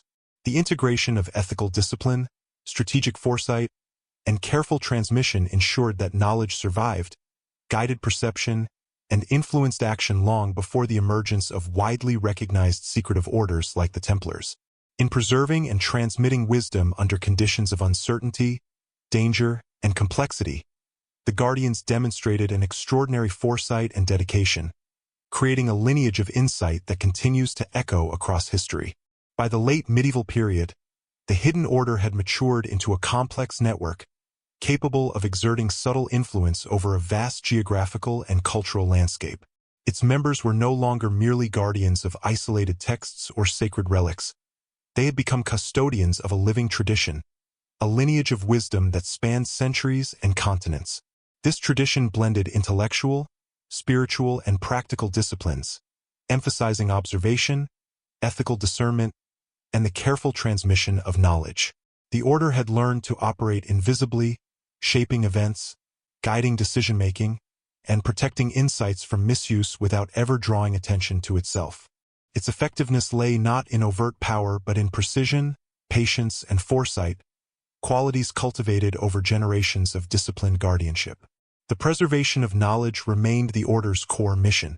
Manuscripts, artifacts, and symbols were meticulously encoded, ensuring that only those who had undergone proper training could fully access their meaning. Texts contained layers of allegory, cryptic annotations, and symbolic diagrams that required intellectual rigor and moral maturity to interpret correctly. Artifacts and relics were safeguarded in hidden chambers or disguised within common objects, their significance accessible only to those trained to recognize their purpose. Even architecture served as a vehicle for transmission. Cathedrals, monasteries, and fortresses were designed to encode lessons in geometry, cosmology, and ethics. Observing these structures allowed initiates to access principles otherwise invisible to ordinary perception. Training for the order's members was exhaustive. Initiates progressed through stages of learning, beginning with basic observation and ethical reasoning, then advancing to the study of symbols, encoded manuscripts, and ritualized practice. Each level reinforced the integration of knowledge, morality, and perception, cultivating minds capable of applying wisdom responsibly in both practical and intellectual contexts. Discipline was central. Even minor mistakes in interpretation could compromise the preservation of knowledge or endanger the ethical framework of the order. Those who failed to demonstrate integrity or patience were quietly removed, their absence a testament to the order's commitment to safeguarding the wisdom it protected. Secrecy was not merely practical. It was ethical. The Guardians understood that knowledge without discipline could be dangerous. An unprepared hand could distort principles that had been refined over centuries, turning insight into a weapon rather than a guide. Consequently, access to the order's deepest teachings was highly restricted. Initiates were carefully evaluated for intellectual capacity, moral character, and the ability to withstand the pressures of responsibility. Only those who demonstrated readiness were entrusted with advanced texts, rituals, or symbolic instruction. This tiered system ensured both the continuity of knowledge and the ethical application of insight, preserving the integrity of the order across generations. The network extended across Europe, linking monasteries, fortresses, and cities in a web of subtle influence. Members stationed within courts or religious institutions acted as intermediaries, advisors, and guides. They shaped political decisions, influenced diplomatic negotiations, and mediated conflicts with discretion. Their impact was profound yet largely invisible, leaving few traces in contemporary records. By acting through these indirect channels, the order exercised a form of soft power, influencing the trajectory of events while maintaining the secrecy required to protect its wisdom. The guardians understood that long-term preservation depended more on subtle guidance than on forceful intervention. Symbols remained a vital instrument of transmission. Geometric patterns, architectural motifs, and decorative elements were carefully designed to convey layered meaning. A cathedral's proportions could encode principles of cosmology. A fresco's composition might reflect ethical and philosophical concepts. The sequence of a ritual could teach observation and alignment with moral and natural laws. Symbols served multiple purposes. They concealed knowledge from the uninitiated, reinforced lessons for trained initiates, and ensured continuity even when manuscripts were lost or destroyed. Through symbolism, the order created a resilient, adaptive, and multidimensional means of preserving wisdom across centuries. Ritual continued to function as both a teaching tool and a test of moral integrity. Every gesture, chant, and sequence of actions carried hidden significance, reinforcing ethical, intellectual, and spiritual principles. Initiates internalized knowledge through repeated practice, linking insight to experience. This embodied understanding ensured that wisdom was not abstract but operational, shaping perception, decision-making, and action in practical contexts. Rituals also reinforced the discipline required to maintain secrecy, ensuring that knowledge was transmitted only to those capable of handling its responsibilities. Through these practices, the order maintained its integrity while embedding wisdom deeply within human perception. Adaptability was another key to the order's survival. Knowledge and practice were continuously refined to align with local customs, languages, and political circumstances.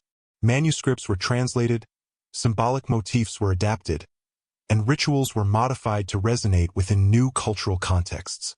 This flexibility ensured that the order's wisdom remained relevant and intelligible, capable of surviving political upheaval, warfare, and cultural transformation without losing its essence.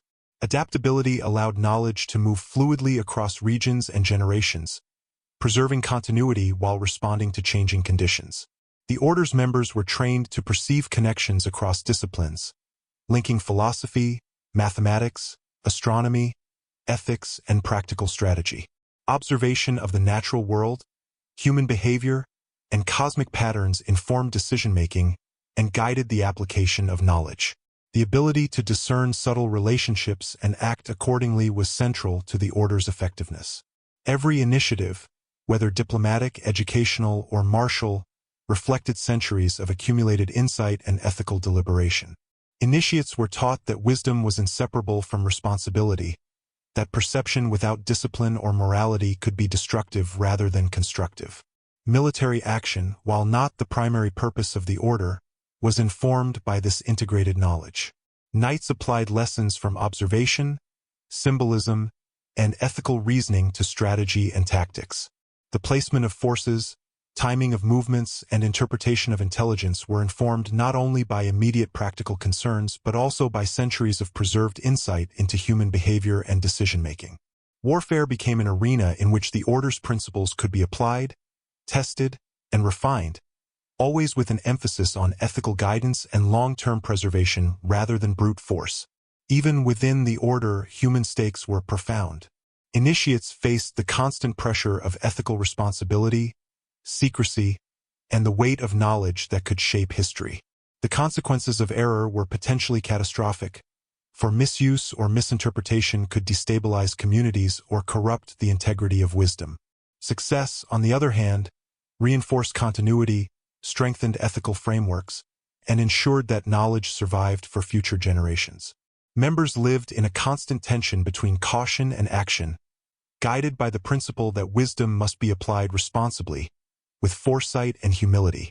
Ultimately, the order's sophistication lay in its integration of intellectual, ethical, spiritual, and practical disciplines. Knowledge was preserved not merely as information but as a living framework of observation, moral responsibility, and applied insight. Symbols, rituals, architecture, manuscripts, and networks of influence work together to create a resilient, adaptive system capable of enduring political turmoil, social transformation, and the unpredictability of human ambition. By operating invisibly yet effectively, the order shaped the trajectory of medieval Europe, influencing thought, culture, and strategy while remaining largely hidden from historical record. The legacy of this hidden network is both subtle and profound. It demonstrates that the preservation and application of knowledge requires foresight, ethical discipline, and adaptability. It illustrates that wisdom is most potent when paired with responsibility and integrated into multiple dimensions of human life. Even today, echoes of the order's methods can be traced in manuscripts, architecture, ritual practice, and symbolic systems that survive across Europe. Their work reminds us that history is often shaped not by what is visible, but by those who operate in the shadows, preserving knowledge, guiding perception, and shaping the flow of events with quiet but enduring influence.